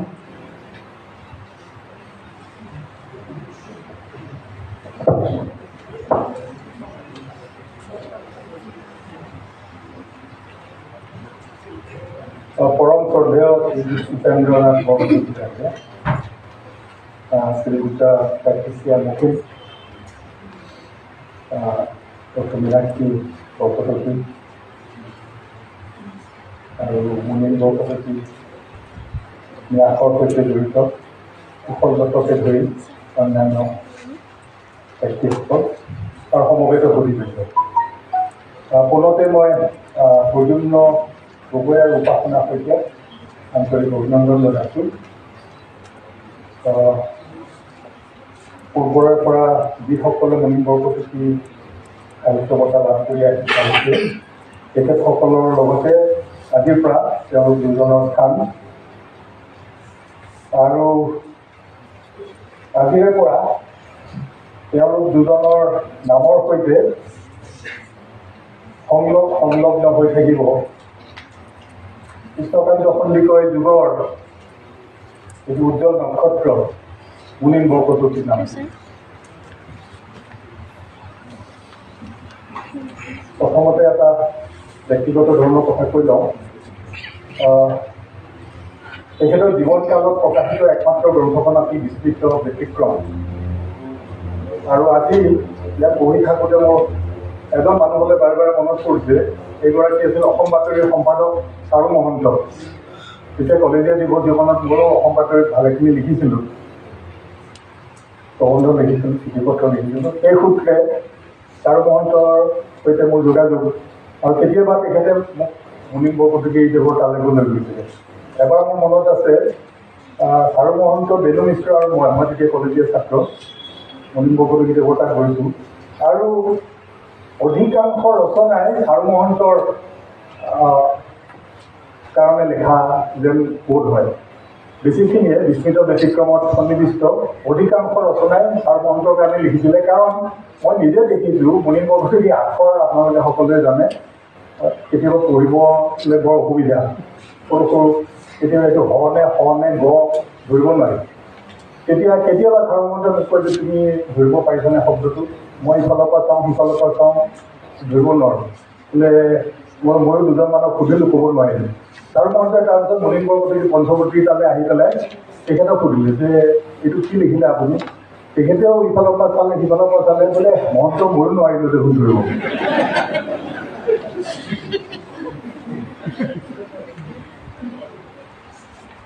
এগৰাকী জ্ঞান তপস্বী, আৰু কি হ'ল, তেখেতে পিছৰ দশকতে, ইতিমধ্যে উপেন্দ্ৰনাথ বৰকটকীয়ে কৈছে, তেখেতে পিছৰ দশকতে বা 40ৰ দশকতে অসমীয়াতে ভালেখিনি লেখা মেলা কৰিলে, কিন্তু সাংবাদিকতা জীৱনক আঁকোৱালি লোৱাৰ কাৰণে তেখেতে ইংৰাজীত লিখি বেছি ভাল পোৱা হ'ল। অসমীয়াটো মোটামুটি নাইকিয়া হ'ল, আৰু ইংৰাজীত লিখিবলৈও সহজ, আৰু টাইপৰাইটাৰত টাইপ মাৰি দিলেই হ'ল। কিন্তু অসমীয়াত লিখিবলৈ অকণমান কঠিন, কিন্তু চাৰু মহন্তই সেই কামটো সম্ভৱপৰ কৰি তুলিলে। আৰু কেতিয়াবা গোটেই মুনিন বৰকটকীয়ে লেখা প্ৰবন্ধ এটা তেখেতে নিজাববীয়াকৈ আকৌ সেইটো নকল কৰি দিব লগা হৈছিলে প্ৰেছৰ কাৰণে। প্ৰেছটো আছিল আমাৰ এজবালা প্ৰেছৰ প্ৰেছ, আমাৰ ঘৰৰ মুখত, তাতে ছপা হয়, আৰু অসম বাতৰিত সেইখিনি ওলাইছিলে। আৰু কেতিয়াবা মুনিন বৰকটকী আখৰখিনি নাপাই পেলাই কেতিয়াবা বৰ সৰহকৈ ফুকন বগা আমাৰ মেথুচেলা ঠাইত বেথুচেলা বুলি ওলাইছিল ডাঙৰকৈ। এতিয়া অসম বাতৰি ক'তো পোৱা নাযায়, অসম বাতৰি কোনো পুথিভঁৰাললৈকে এতিয়া নাই। মই যোৱা 30-40 বছৰ ধৰি ভালেমান চেষ্টা কৰিলোঁ। শেষত এতিয়া এটা দুটা বছৰো সংগ্ৰেছ ওলাব পাৰে, চৰকাৰী যিটো অভিলেখাগাৰ তাত থাকিব পাৰে, বা এছেম্বলি পুথিভঁৰালত থাকিব পাৰে অসম বাতৰি। মোক আগতে কোনোবাই কৈছিলে যে আমাৰ মিডিয়া আৰ্কাইভছত আছে, মই মিডিয়া আৰ্কাইভছতো গ'লোঁ, কোনো এটা কপি নাই। অসম বাতৰি একেবাৰে নাইকিয়া হৈ গ'ল। অসম বাতৰি বহুদিন ধৰি চলিছিলে, প্ৰথমতে তাৰ সম্পাদক আছিল চন্দ্ৰপ্ৰসাদ শইকীয়া, তাৰপিছত চাৰু মহন্ত, তাৰপিছত এনেকৈ কিছুদিন চলিলে, তাৰপিছত নাইকিয়া হৈ গ'ল। কিন্তু অসমৰ সমাজ সংস্কৃতিৰ জীৱনলৈ তাৰ অৱদান অনবদ্য আছিল। আৰু বিশেষকৈ চাৰু মহন্তই যে মুনিন বৰকটকী এইখিনি যে লিখুৱালে, তেখেতক আজি আমি শ্ৰদ্ধাৰে স্মৰণ কৰিব লাগিব। 2 নম্বৰ কথা হ'ল কি, এই কালি মই বহুত দিনৰ মূৰত মুনিন বৰকটকী কেইখনমান ৰচনা আকৌ পঢ়িলোঁ। বিশেষকৈ বিস্মৃত ব্যতিক্ৰমত সন্নিৱিষ্ট এখন ৰচনা, জীৱন্ত আগ্নেয়গিৰি দেখিলোঁ আমাৰ যে এই বাহিৰত আছে এই পঠন পাঠনৰ ইতিহাস হিষ্ট্ৰী অফ ৰিডিং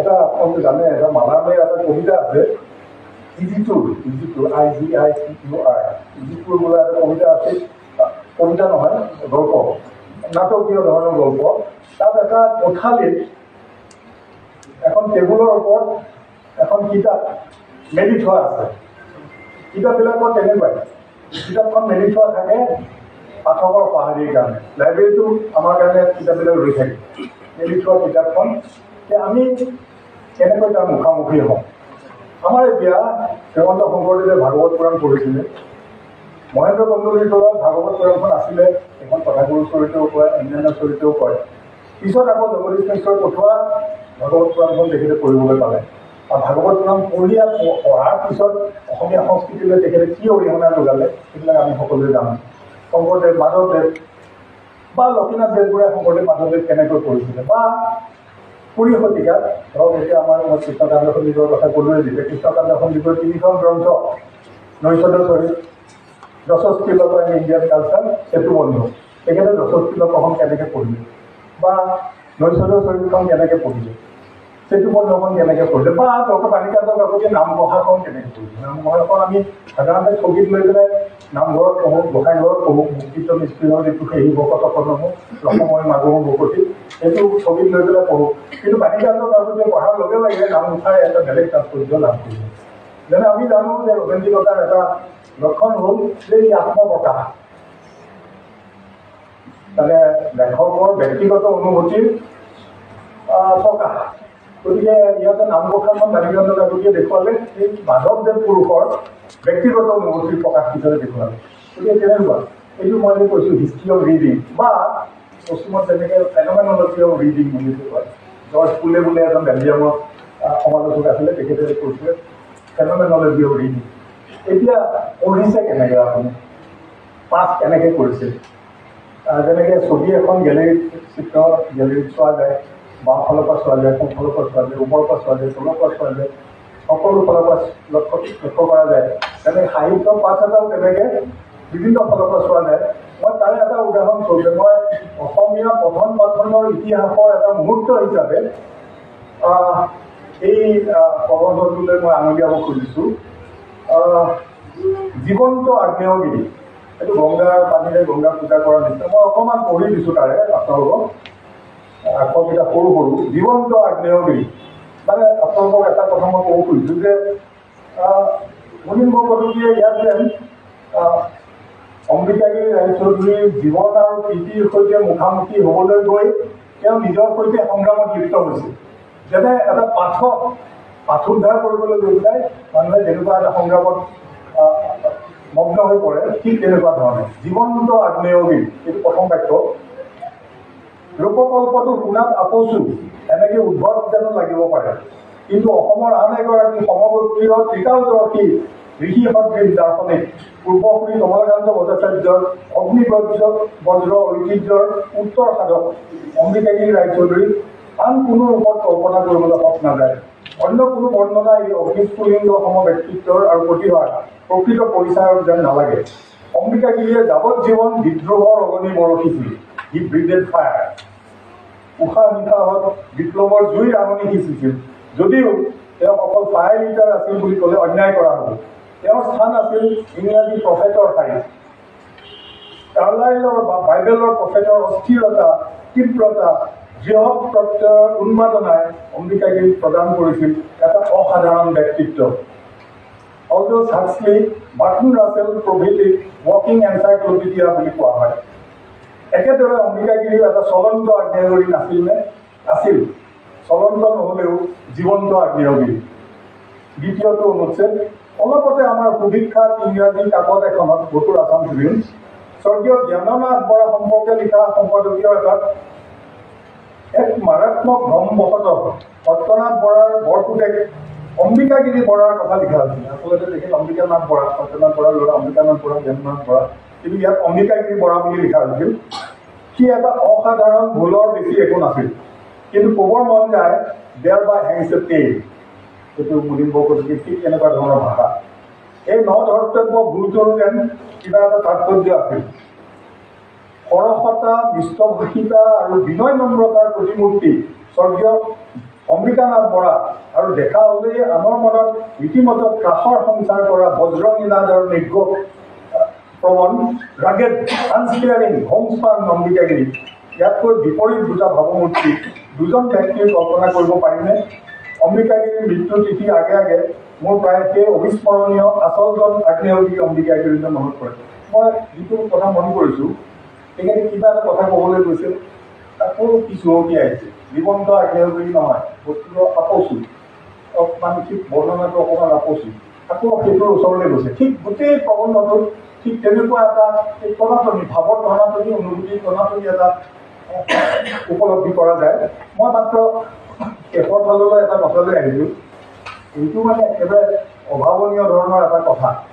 অম্বিকাগিৰি ৰায়চৌধুৰীৰ ব্যক্তিত্ব ইতিমধ্যে তেখেতৰ কবিৰ কথাও কৈছে, কবি হিচাপে তেখেতৰ কৃতিত্বৰ কথা যদি এইটো নহয় হাঁহি তামাচাৰ ভাগৰ জোৰোৱা গান, এই যে জীৱন মৰণ একাকাৰ কৰা অগ্নিবীণা গান, সেইবিলাক তেখেতে উদ্ধৃতি দিছে। বা মোৰ জীৱন মৰণ মঠি তুমি কি সুধানো কোনো বুলি ভাবি চাহে ৰখি, এইবিলাক বস্তুৰ উদ্ধৃতি আছে ইয়াতে। কিয় শূন্য হ'বনো জীৱনত, তুমি পুণ্য তুলিকা বোলাই বোলাই কৰি দিছা দেখো পুৰণো। ই যে নৰনাৰায়ণ লাঞ্ছিত হোৱা ভয়াৱহ ইতিহাস, এই পাণ্ডু কবিয়ে হেৰি গাইছিলে আমাৰ 26 চনত। তেতিয়া সেই তেনেকুৱা তাৰে প্ৰতিধ্বনি। শেষৰ অনুচ্ছেদটো মই পঢ়িছোঁ। যোগী আৰু কমিছাৰ, আপোনালোক সকলোৱে জানে এইটো আমাৰ আৰ্থৰ কৈছলৰ এখন কিতাপ আছিল, যোগী এণ্ড দ্য কমিছাৰ, 1945 চনত প্ৰকাশিত। যোগী আৰু কমিছাৰৰ অদ্ভুত সংমিশ্ৰণ, একাধাৰে দেশপ্ৰেমিক আৰু সৌন্দৰ্যপ্ৰেমিক, ৰাজনীতিবিদ আৰু দাৰ্শনিক, কবি আৰু ক্ৰান্তিকাৰী, অতলস্পৰ্শী আধ্যাত্মিকতা, বিশ্ব চৰাচৰৰ হৃদয়ত ঘামকে ফুলা অচিন্তীয় প্ৰেমৰ বাবে আকুতি, ধ্যান বিভু মিষ্টিক, ৰহস্যবাদী তন্ময়তা, দেশপ্ৰেমৰ অগ্নিস্ফুলিংগ, ঐকান্তিক সত্যাগ্ৰহ, এনে কিছুমান অসাধাৰণ বৈশিষ্ট্যৰ অধিকাৰী অম্বিকাগিৰি প্ৰকৃততে আছিল আমাৰ মাজত এজন টাইটান, শৃংখলিত প্ৰমেথিউছ বাউণ্ড। উত্তৰ কালৰ পাকিস্তানৰ অম্বিকাগিৰিৰ ব্যক্তিত্বত পোহৰ পেলাবৰ কাৰণে পাকিস্তানৰ পৰা মানুহ এজন আহিছিল, মুনিন বৰকটকী। উত্তৰ কালৰ পাকিস্তানৰ আদিম দীক্ষাগুৰু, একালৰ আমাৰ চাৰে জাহাজে আচ্ছা হিন্দুস্তান হাৱাৰা জাতীয় সংগীতৰ ৰচক, মহান দাৰ্শনিক কবি ছাৰ মহম্মদ ইকবালে ক'ৰবাত লিখিছিল, I weep on the loneliness of God. তেখেতে সদায় স্মৃতি শক্তিৰ ওপৰতে ভৰসা কৰি পেলাই লিখিছিলে। মোৰ যিমানটো মনত আছে, এই বাক্যটো আছিল, my heart burns on the loneliness of God. মানে ঈশ্বৰ এনে নিসংগ, মানে অকলেই গোটেইখিনি কাম কৰি থাকিব লাগে। My heart burns on the loneliness of God. ইয়াতে মুনিন বৰকটকী লিখিছে, I weep on the loneliness of God. ইকবালৰ নিচিনাই অধ্যাত্মবাদী, মৰমী, ৰহস্যবাদী, মানৱ শ্ৰেষ্ঠত্বৰ পূজাৰী, শক্তি আৰু বুদ্ধিৰ উপাসক, মহৎ কবি আৰু মহত্বৰ কৰ্মী অম্বিকাগিৰিৰ কথা মনত পৰিলে মোৰ ইকবালৰ সেই কথালৈ মনত পৰে। ঈশ্বৰৰ নিসংগতা উপলব্ধি কৰিব পৰা কবি ৰবীন্দ্ৰনাথ আছিল নে নাই নাজানো, কিন্তু অম্বিকাগিৰি ৰায়চৌধুৰী আছিল। প্ৰকৃত অৰ্থত যোগী আৰু কমিছাৰ ইকবালৰ পৰা পাকিস্তানৰ আজন্ম বিৰোধী অম্বিকাগিৰিয়ে প্ৰেৰণা পাইছিল নে নাই নাজানো, কিন্তু এই মহান কবি দাৰ্শনিক ৰাজনীতিজ্ঞজনৰ সৈতে অম্বিকাগিৰিৰ অদ্ভুত সাদৃশ্য লক্ষ্য কৰিলে অভিভূত হ'ব লাগে। অৱশ্যে মানে কথা এটা ক'বলৈ গ'লে আকৌ কি চহকি আহিছে, অৱশ্যে বুলি কৈছে। অৱশ্যে অৰ্ধ চুকী অৰ্ধ পেগান ছাৰ মহম্মদ ইকবাল আৰু ডেকাগিৰিৰ পাৰ্থক্য যে আকাশ পাতলৰ পাৰ্থক্য, সিও সঁচা। এনেকৈ ইয়াত সন্নিৱিষ্ট প্ৰায় গোটেইকেইখন ৰচনাতে এই ঠিক অনুভূতি এনেকুৱা জনাখিনি নিজৰ সৈতে সংগ্ৰামত তেখেতৰত মুনিন বৰকটকী। সেইকাৰণে কৈছোঁ, আমাৰ অসমীয়া পঠন পাঠনৰ ইতিহাসত মুনিন বৰকটকী এটা অতি তাৎপৰ্যপূৰ্ণ মুহূৰ্ত, যি অৰ্থত আমাৰ ডক্টৰ বাণীকান্ত কাকতিৰ নামঘোষাখন পঢ়িছিলে। নামঘোষা পঢ়ি পেলাই আমাৰ ছবিৰ সেই নামঘোষাৰ পৰা একে বেলেগ নামঘোষা এখন সৃষ্টি কৰি দিলে। ঠিক তেনেদৰে অম্বিকাগিৰিৰ জীৱন আৰু কৃতিৰ বিষয়ে এই প্ৰবন্ধটিয়ে নহয়, অন্যান্য যিকেইখন ৰচনা আছে। বা আৰু এটা কথা, আমাৰ 1993 চনত তেখেত স্বৰ্গী হয় নৱেম্বৰ মাহত। আমি এখন পুনিত বিজয় দাস আমি মিলি পেলাই আমি কথা আলোচনীখন উলিয়াইছিলোঁ। কথাখন গৌৰী সদনত এখন উন্মোচন কৰা হ'ল আৰু উন্মোচন কৰাৰ পিছত আমি কেইজনমানে উঠাই পেলাই আমি কথা পাতিলোঁ যে মুনিন বৰকটকীদেৱৰ গা বৰ অসুখ। তাত উমাকান্ত শৰ্মা তাত উপস্থিত আছিল, উমাকান্ত শৰ্মা, চন্দ্ৰপ্ৰসাদ শইকীয়া। এই সংগীতৰ গাড়ীত আমি আহিলোঁ, উমাকান্ত শৰ্মা, চন্দ্ৰপ্ৰসাদ শইকীয়া, মই। তাৰপিছত তাতে লিখি দিলোঁ শ্ৰদ্ধেয় শ্ৰী মুনিন বৰকটকীদেৱৰ হাতত। তেখেতৰ তালৈ যেতিয়া গৈছোঁ তেখেত শুই আছে আৰু এইটো এটা বৰ মৰ্মান্তিক এটা দৃশ্য। তেখেতে অকণমানকৈ কিবা এটা ক'লে, কোন বুলি পেলাই আমি ক'লোঁ, কিন্তু সাৰ নাপালে। ওচৰতে ট্ৰেনজিষ্টৰ ৰেডিঅ' এটা, আগতে আমাৰ দেউতাহঁতেও সদায় সেই ট্ৰেনজিষ্টৰ ৰেডিঅ' এটা শুনিছিলোঁ। মুনিন বৰকটকী দেখিছোঁ গাড়ীৰ ওচৰতে ট্ৰেনজিষ্টৰ ৰেডিঅ' এটা। তাৰ কিছুদিনৰ পিছতে তেখেতৰ প্ৰয়াণ হয়। যি কি নহওক এই গোটেইখিনি কথা মনত পৰিছে। ৯৩ চনলৈকে মানুহৰ খুব এটা সম্ভৱ জ্ঞান নাছিল আমাৰ হেৰি তেখেতে কি কাম কৰিলে, কিমান কাম কৰি থৈ গ'ল, কিমান লিখিলে। কিন্তু এই ন্যাসৰ এই উদ্যোগত আজি সকলোৰে হাতে হাতে মুনিন বৰকটকী গ্ৰন্থ। আৰু ন্যাসক মই সেইকাৰণে অভিনন্দন জনাইছোঁ। বিশেষকৈ মীনাক্ষীৰ নিচিনা এজনী ছোৱালী থাকিলে বা আমাৰ মহেশ্বৰ নেওচাৰৰ ল'ৰা প্ৰণৱস্বৰূপ তেনেকুৱা এজন মানুহ থাকিলে এইবিলাকৰ একো চিন্তা নাই। গতিকে আমি আগতে নোপোৱা বহুতখিনি ৰচনা পিছলৈ পালোঁ মুনিন বৰকটকী ন্যাসৰ কল্যাণত। আৰু অকল এই অসমীয়া এইকেইজন বুলিয়ে নহয়, বাকী ইংৰাজী সাহিত্যৰ বিষয়ে লিখিছে, ৰুছ সাহিত্যৰ বিষয়ে লিখিছে। বিশেষকৈ আমাৰ ৪০ চনত গোলাগৰ বিষয়ে এনেকুৱা এখন অতি অনবদ্য ৰচনা, গোলাগ আৰ্টিকেলেগৰ বিষয়ে তেখেতে লিখা এইখন এখন বুকৰ প্ৰকাশত ওলাইছিলে। এই গোটেইখিনি এতিয়া মুনিন বৰকটকী আহি গোটেইখিনি উলিয়াইছে আৰু তেওঁলোকক আকৌ মই নতুনকৈ অভিনন্দন জনালোঁ। আৰু মুনিন বৰকটকীক অসমীয়া ৰাইজৰ আগত নতুনকৈ পৰিচয় দিয়াৰ কাৰণে তেখেতসকল সদায় অভিনন্দনৰ পাত্ৰ হৈ থাকিব। এইখিনিকে কৈ মোৰ বক্তব্য সামৰণি মাৰিছোঁ। ধন্যবাদ।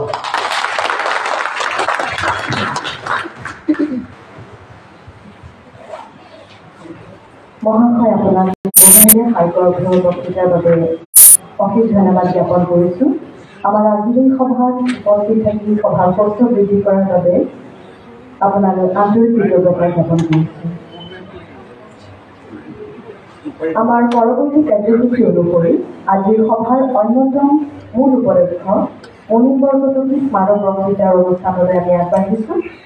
বক্তৃতাটি আগবঢ়াব পেট্ৰিচিয়া মুখিম বাইদেৱে। বক্তৃতাৰ বিষয় হৈছে দি পাৱাৰ অফ ৱৰ্ডছ। বক্তৃতাটি প্ৰদানৰ আগেয়ে তেখেতৰ এটি চমু পৰিচয় আপোনালোকৰ আগত দাঙি ধৰিছোঁ। বিশিষ্ট সমাজকৰ্মী, লেখক, নিৰ্ভীক সাংবাদিক হিচাপে সমগ্ৰ ভাৰততে পৰিচিত মেডাম পেট্ৰিচিয়া মুখিমৰ জন্ম হয় শ্বিলঙত। পিতৃ মাতৃৰ বিচ্ছেদৰ পিছত কষ্টকৰ শৈশৱ এটা পাৰ কৰা মেডাম মুখিমে কলা শাখাত স্নাতকৰ উপৰিও BEd সম্পূৰ্ণ কৰে। শিক্ষয়িত্ৰী হিচাপে কৰ্মজীৱন আৰম্ভ কৰা মেডাম মুখিমে 1987 চনত সাংবাদিক হিচাপে তেখেতৰ যাত্ৰা আৰম্ভ কৰে। সাহসিকতা, তীক্ষ্ণ ভাষা, আপোচবিহীন স্থিতি আদিৰ বাবে নিজস্বতা ধৰি ৰাখিবলৈ সক্ষম হোৱা মেডাম পেট্ৰিচিয়া মুখিম সম্প্ৰতি শ্বিলং টাইমছৰ সম্পাদক। আৰম্ভণিতে স্তম্ভলেখক হিচাপে পঢ়ুৱৈ সমাজত প্ৰভাৱ বিস্তাৰ কৰিবলৈ সক্ষম হোৱা মেডাম মুখিমে পিছলৈ দি আছাম ট্ৰিবিউন, দি ষ্টেটছমেন, দি টেলিগ্ৰাফ, ইষ্টাৰ্ণ পেনোৰামা, দি নৰ্থ ইষ্ট টাইমছ আদিৰ দৰে আগশাৰীৰ কাকতত নিয়মীয়াভাৱে লিখিবলৈ লয়। ভাৰত চৰকাৰৰ নেশ্যনেল ছিকিউৰিটি এডভাইজৰী বৰ্ডৰ সদস্য, নেশ্যনেল ফাউণ্ডেশ্যন ফৰ কমিউনিয়ন হাৰ্মনিৰ সদস্য, ইণ্ডিয়ান ইনষ্টিটিউট অৱ মাছ কমিউনিকেশ্যনৰ পৰিচালনা গোটৰ সদস্য আছিল পেট্ৰিচিয়া মুখিম মেডাম। কেইবাখনো গুৰুত্বপূৰ্ণ গ্ৰন্থৰ ৰচয়িতা মেডাম মুখিমে আন্তঃৰাষ্ট্ৰীয় স্তৰত বিভিন্ন আলোচনা চক্ৰত অংশগ্ৰহণ কৰি আহিছে। ভাৰত চৰকাৰে আগবঢ়োৱা পদ্মশ্ৰী সন্মান প্ৰাপক মেডাম পেট্ৰিচিয়া মুখিমে লাভ কৰা আন কিছুমান উল্লেখযোগ্য বঁটা হ'ল স্বামী দেৱী জৈন বঁটা, ওৱান ইণ্ডিয়া বঁটা, ফিটি ফ্ল' বঁটা, শিৱপ্ৰসাদ বৰুৱা ৰাষ্ট্ৰীয় বঁটা আদি। It is really a huge privilege and honor to introduce our esteemed speaker of the day, and hereby I would like to invite respected Madam Patricia Mukim over to the podium to speak about the power of words. Over to you, ma'am.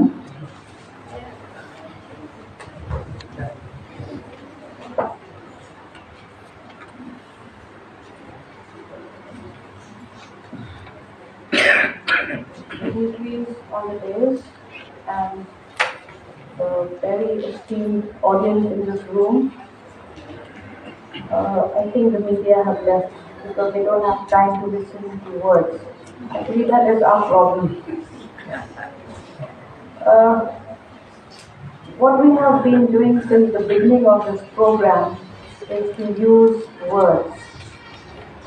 So words are actually very powerful, but do we really reflect on the words we use every single day? I think we don't, because we have become so used to spewing out words day in, day out. We hardly reflect on whether those words have an impact onto those we address, or they have become empty words or mere rhetoric like politicians use. I've come from Meghalaya, where we are heading for the elections on Monday, 27th of February, and you can actually see how meaningless words have become for the political class. I'm sorry to say that if there's anyone in politics here. We are here to pay tribute to Mr. Munin Barkotoki, who is referred to as a conscientious writer, literature, and journalist. If we look across this room, I see that we have quite a few women in the audience. We women have been used to words that are disempowering, words that are put down words that tell us we are not good enough, words that use don't. I mean, our parents have used the word don't many times to dissuade us from doing the things that we want to do, merely because we are women. So, I don't know how embedded those don't words have become in our psyche. But I think at some point in our lives, those words do play a role in preventing us from pushing ourselves forward. We always think we are not good enough because of those words that were used for us when we grew up as teenagers, as children. Now, words are the only tools of human communication, and therefore they are so very important. And these days we have what we call the social media influencers. All the politicians go to them. Anyone who wants a bit of, publicity will go to these people and ask them to sort of promote their brand. Now, some of these celebrities also, who are not perhaps looked up as much as celebrities that we know today, they are teachers. Teachers are speaking to their students day in and day out. They have a huge impact on their students. Then there is the media. Then of course the third category are politicians. Of course we have writers, but because we are a generation that don't read too much, so the words of writers may not influence us as much as they did in the past. And because words are so important, we have to be so careful with the use of words. But the question here is, what happens when we surrender our cognitive domain, our ability to think? We surrender that to an ideology. And we parrot out even what we don't believe in, because we want to hang on to power. We want to hang on to something we feel we need to, because we need to be somebody in life. And sometimes we are paid to do that. And it's so sad if we sell our words because we are paid to do so. Can we still call ourselves influencers then? And influencers for what cause? Sadly, our education system does not teach us to question. We are not used to critical thinking, and therefore a lot of our young people out there are so easily influenced by social media. And of course, social media is all about the use of words. We use words to convey our thoughts, to convey love, to write, to produce literature that lives long after we are dead and gone. Actually, words leave an indelible footprint in our minds.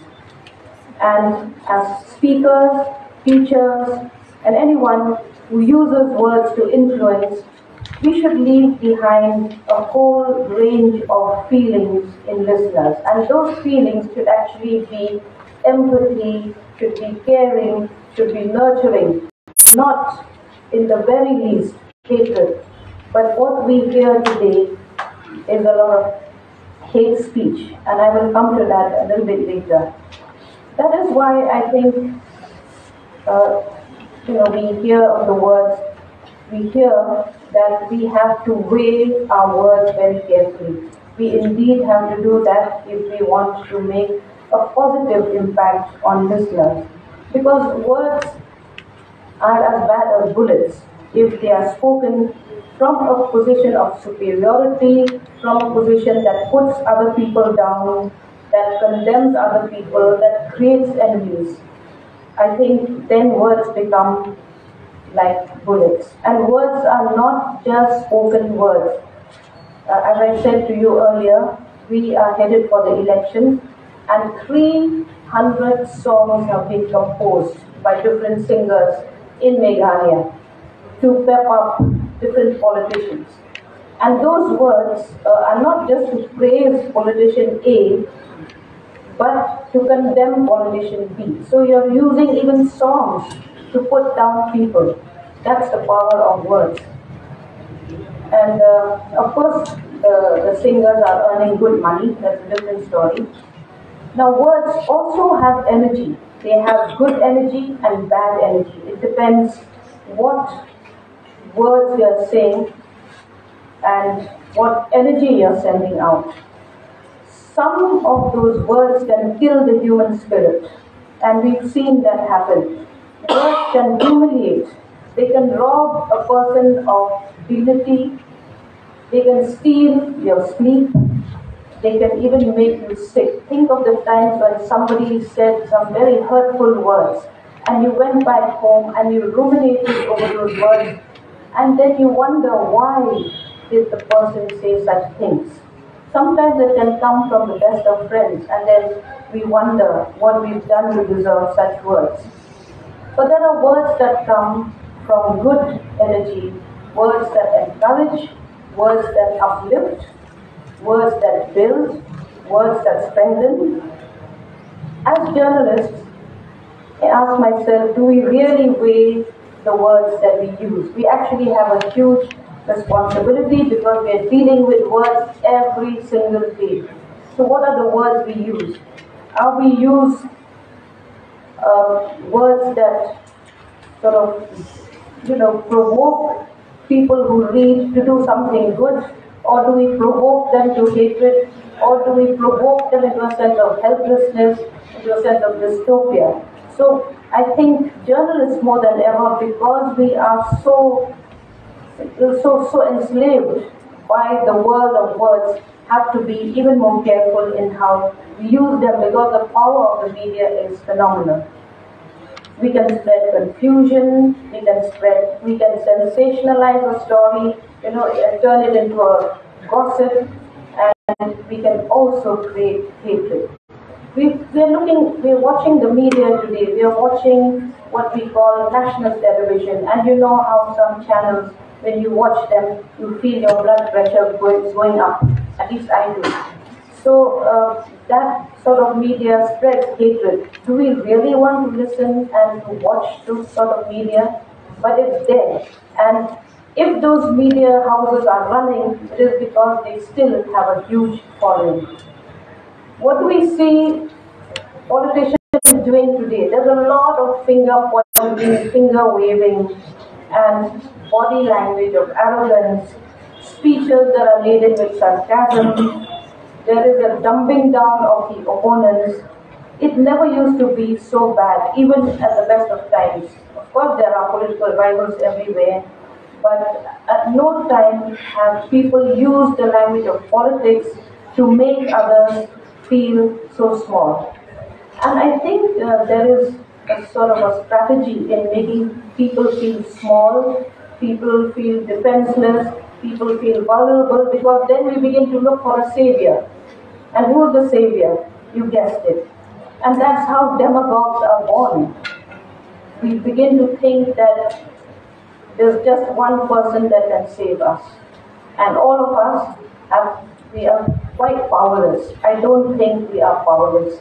We are citizens. And we have to be asserting our rights all the time and use words that give us the sense of citizenship. Unfortunately, today, speaking up has a cost. Using words has a cost. A lot of my journalist friends, especially based outside of this region, based in Delhi, we are all trying to self-regulate in order to survive. They're very careful with the use of words. They're very careful what they say. It never used to be like this. I think we've reached the lowest point in our socio-political journey. Now, we want to speak up. We really want to speak up, but there are so many arms of the law that are keeping an eye on us. How do we do that? How do we get out of this ecosystem of intimidation?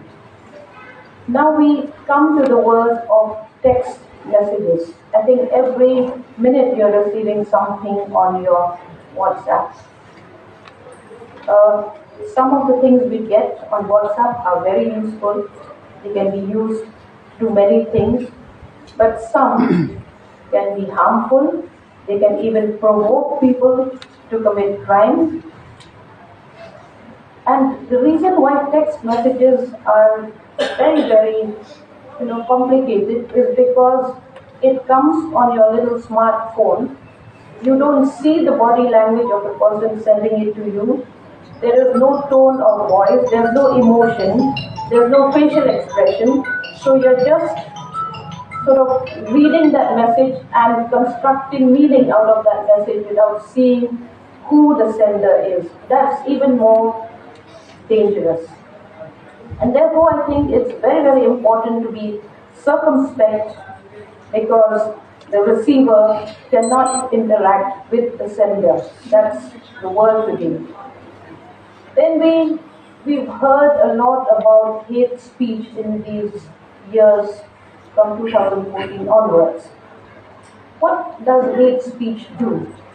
It promotes fear, it promotes division, it promotes suspicion, and it is used to provoke what we call an in-group, a group that believes in the same ideology, to create an out-group which is the enemy out there.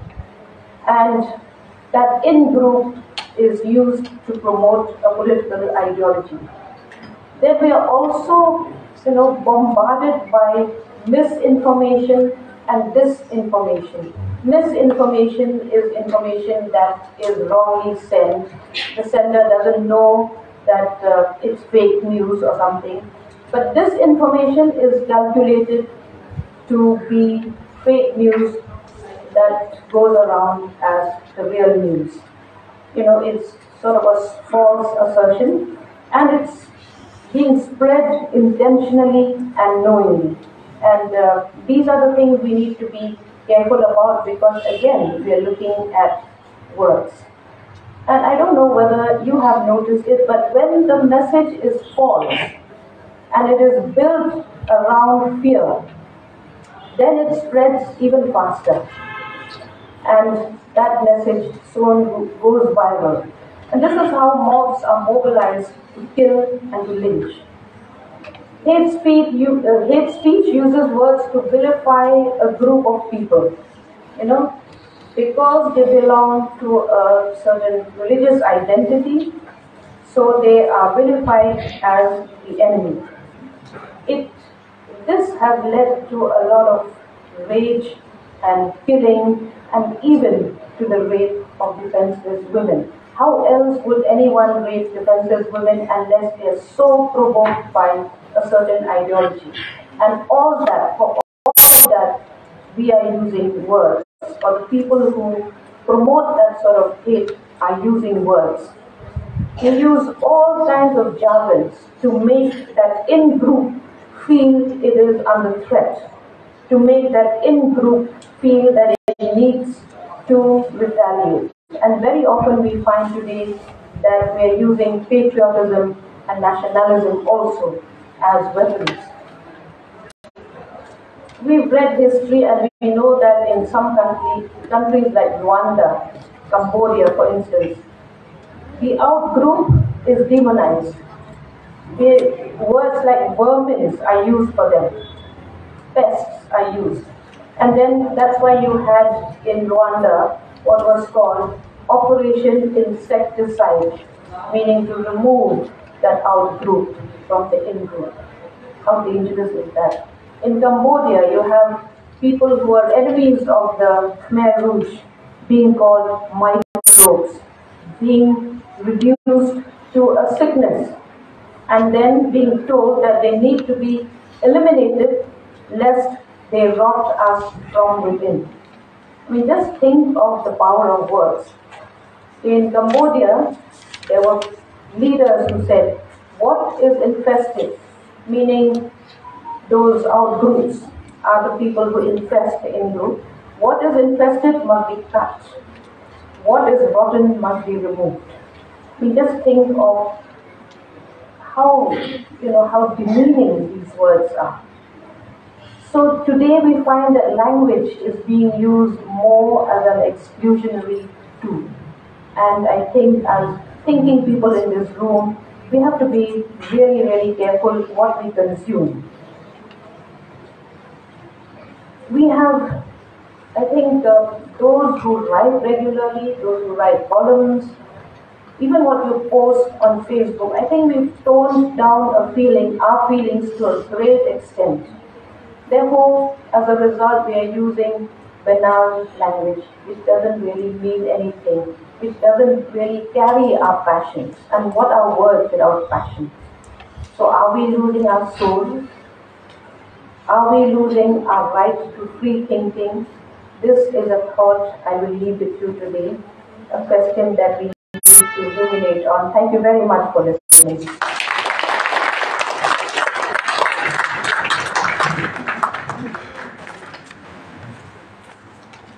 Thank you so much for your enlightening speech, ma'am. Now we open the floor for questions. আমি আরম্ভ করব একটু প্রশ্নোত্তর ঠিকান। আজ এই প্রশ্নোত্তর ঠিকানটি আচরিত লেখক অনুবাদক অসম রয়্যাল গ্লোবেল ইউনিভার্সিটির সহ অধ্যাপিকা শ্রীযুতা শ্ৰুতি Goswami.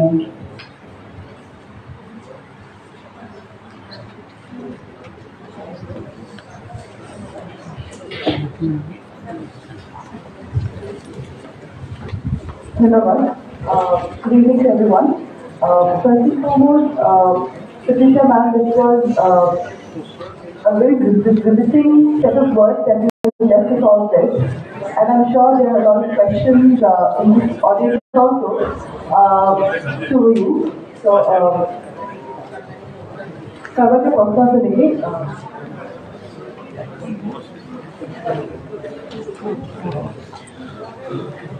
Sir, I would like to actually, if I may,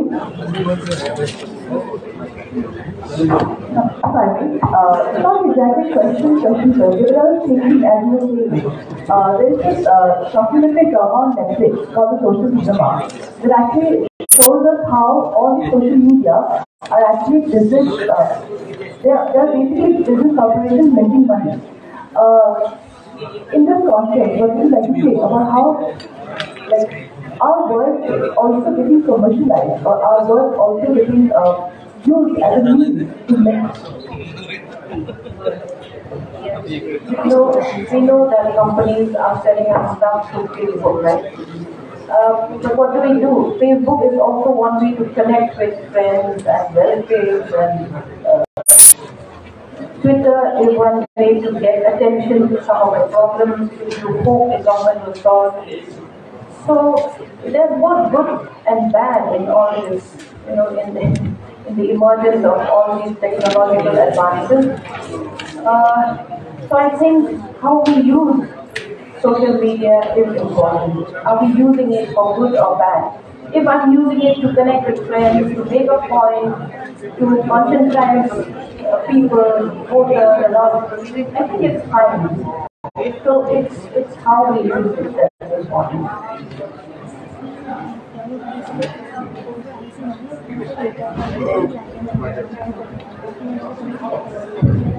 I guess what we say, words is a very basic word.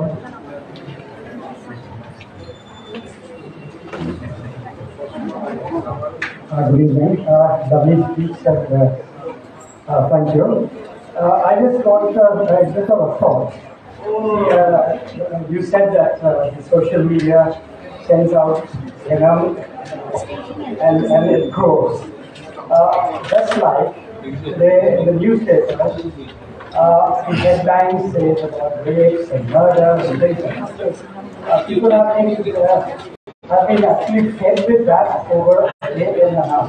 And as a result, they look forward to it. And when they don't see any better, they say, they flip the paper aside and say, there's nothing in the newspaper. Do you think that there could be a column, kind of funny page, starting on the front page, but finishing out on the 5th or 6th? Do you think the paper should carry a message or an article about some of the good things, and there are actually 4 good things happening across the world? Small things, people doing it selflessly without any sense for recognition. Do you think a scholar starting with the front page, really over a period of time, change our attitude?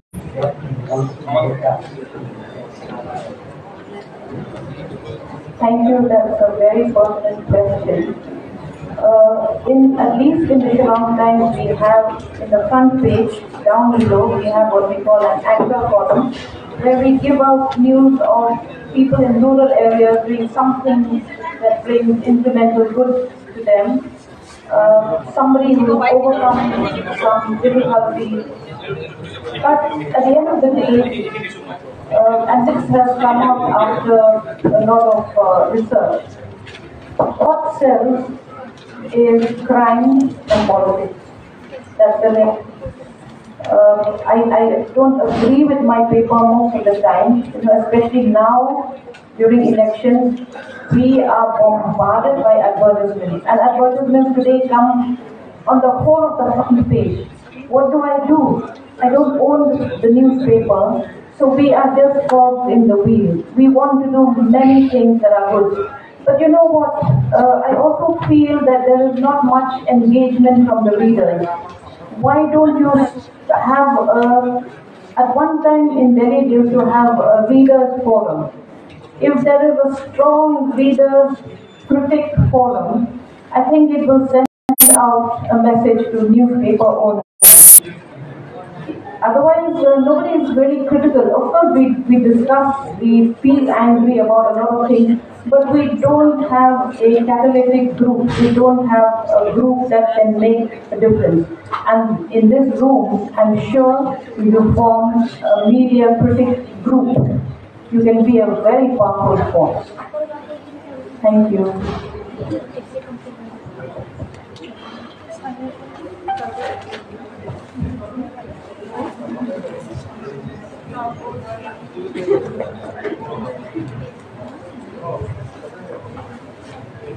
I want to one question, simple question. This newspaper, today's newspaper, is what I think national daily. That is any educative lessons on the students' community. I see all this news, whatever they are believing on whatever, all the historic, political and sensational news. So that is any impact to the community in learning process from there. What do you think? What is your comment? Yes. I don't think students get any education from newspapers, unfortunately. No, I don't think so. I have to be honest, because the The key role of a newspaper is to inform, educate, and entertain. Now, the information is at the first page to the fourth or fifth page. After that, there are articles. Those articles are supposed to be informed, are supposed to be academically sound, and to have a social message. So I think that if students read those articles, they will get some form of education. And of course, we have the sports pages and the film pages, which are entertainment.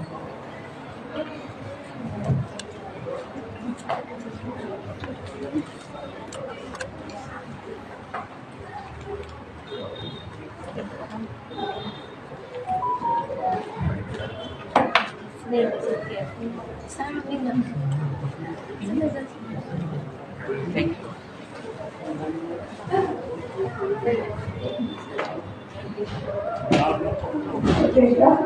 thank you for your speech. I appreciate every word said.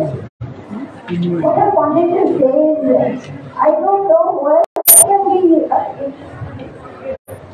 the words can, in the Bible they say the word was made flesh.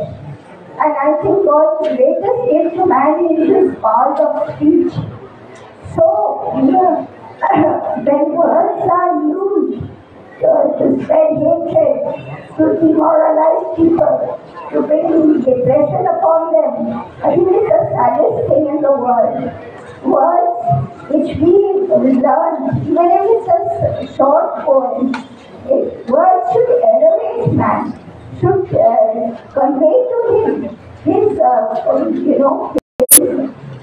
wonderful gift of expression. And there are words which you can coin, words which you can create. Words should be used to spread poetry, literature, or whatever you say, whatever is good for man, whatever is human. And that is not being done. That is why words are being distorted, and I appreciate your speech for trying to convey that, how the misuse of words and how man is using words not only for corruption but to demean the human spirit. Thank you. I will be personal, and I think you can wrap up this great interaction session. Over to you.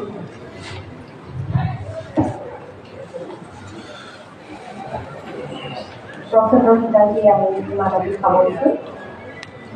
And Madam Muslim, we are really honored that you could be with us today, despite of the distance and your hectic schedule. Our heartfelt gratitude to you, ma'am. ইতিমধ্যে আমি সভাৰ অন্তিম কাৰ্যসূচীত আহি উপনীত হৈছিলোঁ। সদাগৰ শৰাই আগবঢ়াব মুনিন বৰকটকী স্মাৰক ন্যাসৰ পৰিচালন ন্যাসগৰাকী ডক্টৰ মীনাক্ষী বৰকটকী বাইদেউ। ধন্যবাদ।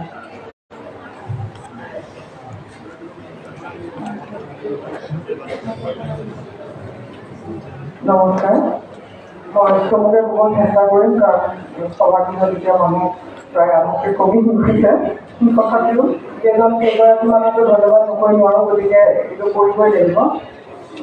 আজিৰ অনুষ্ঠানৰ মুখ্য অতিথি অধ্যাপক ৰঞ্জিতদেৱ গোস্বামীদেৱৰ লগত আমাৰ পৰিয়াল ৰাষ্ট্ৰৰ সম্বন্ধ বহুত ধুনীয়া। তেখেতৰ পিতৃ শ্ৰদ্ধেয় মহেশ চন্দ্ৰ দেৱ গোস্বামী আৰু মোৰ দেউতা পৰম বন্ধু আছিল। সেই সম্পৰ্ক আমাৰ দুই পিতৃৰ বিয়োগৰ পিছতো আজিও উঠি আছে। 1995 চনৰ আমাৰ প্ৰথম বঁটা অনুষ্ঠানখনত ৰঞ্জিত দাই বিশিষ্ট অতিথি হিচাপে ভাগ লৈ মুনিন বৰকটকীৰ বিষয়ে ভাষণ দিছিল। সেই ভাষণটো বহুতৰে আজিও মনত আছে, আৰু আজি যে ৰঞ্জিত দাই আকৌ সেইখিনি কথা আকৌ বিষয়ে অলপ ক'লে, সেই পুৰণি স্মৃতিটো যেন আকৌ জগাই দিছিল। বহুত ধন্যবাদ ৰঞ্জিত দাই। তাৰ পাছতো 1989 চনত অনুষ্ঠিত বঁটা প্ৰদান অনুষ্ঠানত তেখেতে সম্পাদনা কৰা মুনিন বৰকটকী মিছলেনি শীৰ্ষক মুনিন বৰকটকীৰ ইংৰাজী লেখনিৰ সম্পাদনা উন্মোচন হৈছিল।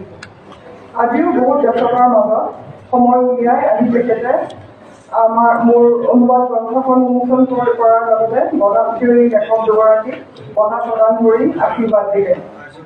লগতে তেখেতৰ বহুমূলীয়া ভাষণ প্ৰদান কৰি আমাক কৃতাৰ্থ কৰিলে। তেখেতলৈ আমাৰ আন্তৰিক ধন্যবাদ জ্ঞাপন কৰিলে। A special thanks to our honorable invited speaker, Ms. Patricia Munin, for a very interesting and thought-provoking speech. You've lived up to your reputation of being both fiery and fearless in what you say. It has been a great honor and a special privilege to have you with us today and to hear you speak. Thank you for accepting our invitation and for gracing the occasion despite your extreme preoccupation also to the Meghalaya election. I loved your line about our losing our ability to think freely, ability of free thinking. That is something we need to think about because we all think we are independent, free human beings, but without knowing it, there are serious things happening which we don't really understand, and we believe we are free, but we probably aren't. So thank you for reminding us that there is something there that we need to worry about. Thanks also to everyone who contributed to the very lively interaction. আমাৰ বাবে অতি দুখৰ বিষয় যে বিগত কেইমাহমানৰ ভিতৰত আমাৰ ন্যাসৰ লগত ওতঃপ্ৰোতভাৱে জড়িত থকা দুজন মনস্য ব্যক্তি শ্ৰদ্ধা নীলমণি ফুকনদেৱ আৰু ডক্টৰ শিৱনাথ বৰ্মন দেৱক আমি হেৰুৱালোঁ। তেখেতসকলৰ পুণ্য স্মৃতিক শ্ৰদ্ধা জনোৱাৰ বাবে আজিৰ অনুষ্ঠানটি সচৰাচৰ কৰাতকৈ অলপ সুকীয়াকৈ আৰম্ভ কৰা হৈছিল। কবিতা পাঠ কৰি সেই শ্ৰদ্ধাঞ্জলি সুন্দৰকৈ অৰ্পণ কৰাৰ বাবে মই শ্ৰদ্ধেয় কীৰ্তি কুমাৰ ভূঞা খুৰা, ইন্দ্ৰজিৎ দাস কেব আৰু কাকলি বৰাক আন্তৰিক ধন্যবাদ জ্ঞাপন কৰিছোঁ। তেখেতসকলক মই নিশ্চিত অনুৰোধ কৰিম এতিয়া তেখেত দুয়োগৰাকীকে কীৰ্তি কুমাৰ ভূঞা খুৰাক আৰু ইন্দ্ৰজিৎ দাসক এখন মিচিং এয়াৰফক আৰু এটা কিতাপৰ টুকুৰাৰে সম্ভাষণ জনাই লৈছোঁ। ইন্দ্ৰজিৎ দাস কৈছে তথাপি কিতাপ দিয়া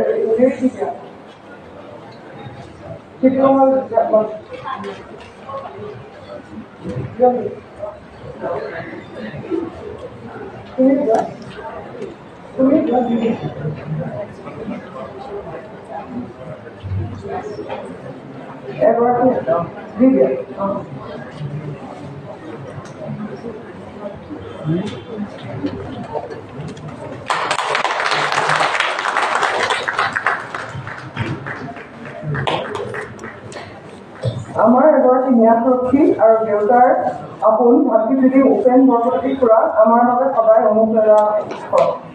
তেখেতে সকলো সময়তে সকলো পৰিস্থিতিতে আনকি সময়ত নিজৰ শাৰীৰিক অসুস্থতা থকা নেওচি ন্যাসৰ সকলো কাম কাজত আমাৰ কাষত সদায় আছে।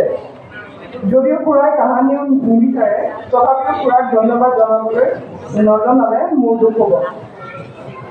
আমাৰ সন্মানীয় বঁটা বাছনি সমিতিৰ সদস্যসকলে অতি সযতনে আৰু সাৱধানে বঁটা প্ৰাপকসকলৰ নিৰ্বাচন কৰে আৰু এই কথা নিশ্চিত কৰে যাতে যোগ্যজনৰ হাতত মুনিন বৰকটকী সাহিত্য বঁটা অৰ্পিত হয় আৰু এই বঁটাৰ মৰ্যাদা সদায় অক্ষুণ্ণ থাকে। তেখেতসকলৰ প্ৰতি মই ন্যাসৰ তৰফৰ পৰা আন্তৰিক কৃতজ্ঞতা জ্ঞাপন কৰিছোঁ। বঁটা পৰিচালনা সমিতিৰ সদস্যসকলৰ প্ৰতিও তেখেতসকলৰ সহায় আৰু সহযোগিতাৰ বাবে ন্যাসৰ তৰফৰ পৰা আন্তৰিক ধন্যবাদ জ্ঞাপন কৰিছোঁ।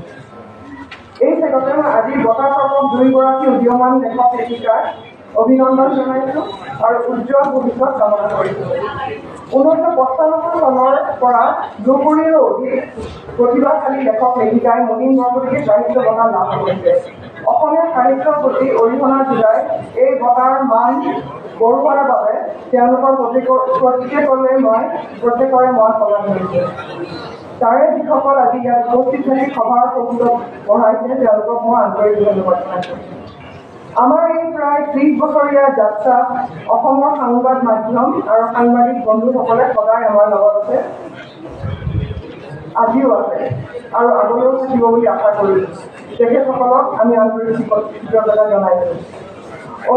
আজিৰ অনুষ্ঠানটো সফল কৰাৰ ক্ষেত্ৰত সহায় কৰা কুশল দত্ত, অপু ভৰদ্বাজ, গৰিভদ্ৰ শৰ্মা, দীপ্তি আৰু অৰিন্দম বৰকটকী, মিলিন দত্ত, নীল কাশ্যপ তাতে বহি আছে ফেচবুক লাইভ কৰি, ৰূপেশ দাস, চন্দন চুতীয়া, ৰূপৰেখা গোস্বামী ফটো তুলিছে।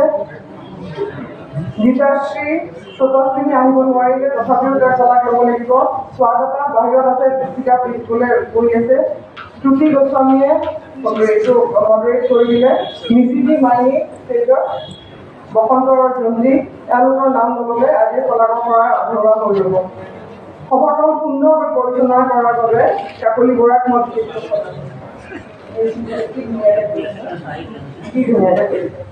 আজিৰ সভাত উপস্থিত থাকি অনুষ্ঠানটিৰ সৌন্দৰ্য বঢ়োৱাৰ লগতে আমাক উৎসাহিত কৰাৰ বাবে সমূহ দৰ্শককে মই কৰজোৰে প্ৰণাম জনাইছোঁ। আপোনালোকৰ দৰে গুণী জ্ঞানী লোকৰ উপস্থিতিয়ে আজি এই বক্তাৰ প্ৰভাৱ কেইজনকো সন্মানিত কৰিছে আৰু লগতে উৎসাহিত কৰিছে আৰু বুলি মোৰ বিশ্বাস। আশা কৰোঁ আগলৈও আপোনালোকৰ সহযোগিতা আৰু আশীৰ্বাদ সদায় আমাৰ লগত থাকিব। শলাগৰ শৰাই আগবঢ়োৱাটো বৰ টান কাম, কাৰণ কাৰোবাৰ নাম লৈ যাব বুলি সদায় চিন্তা থাকে। যদি কোনোবাখিনিতে লৈ গৈছে তেনেহ'লে মাফ কৰিব। নমস্কাৰ।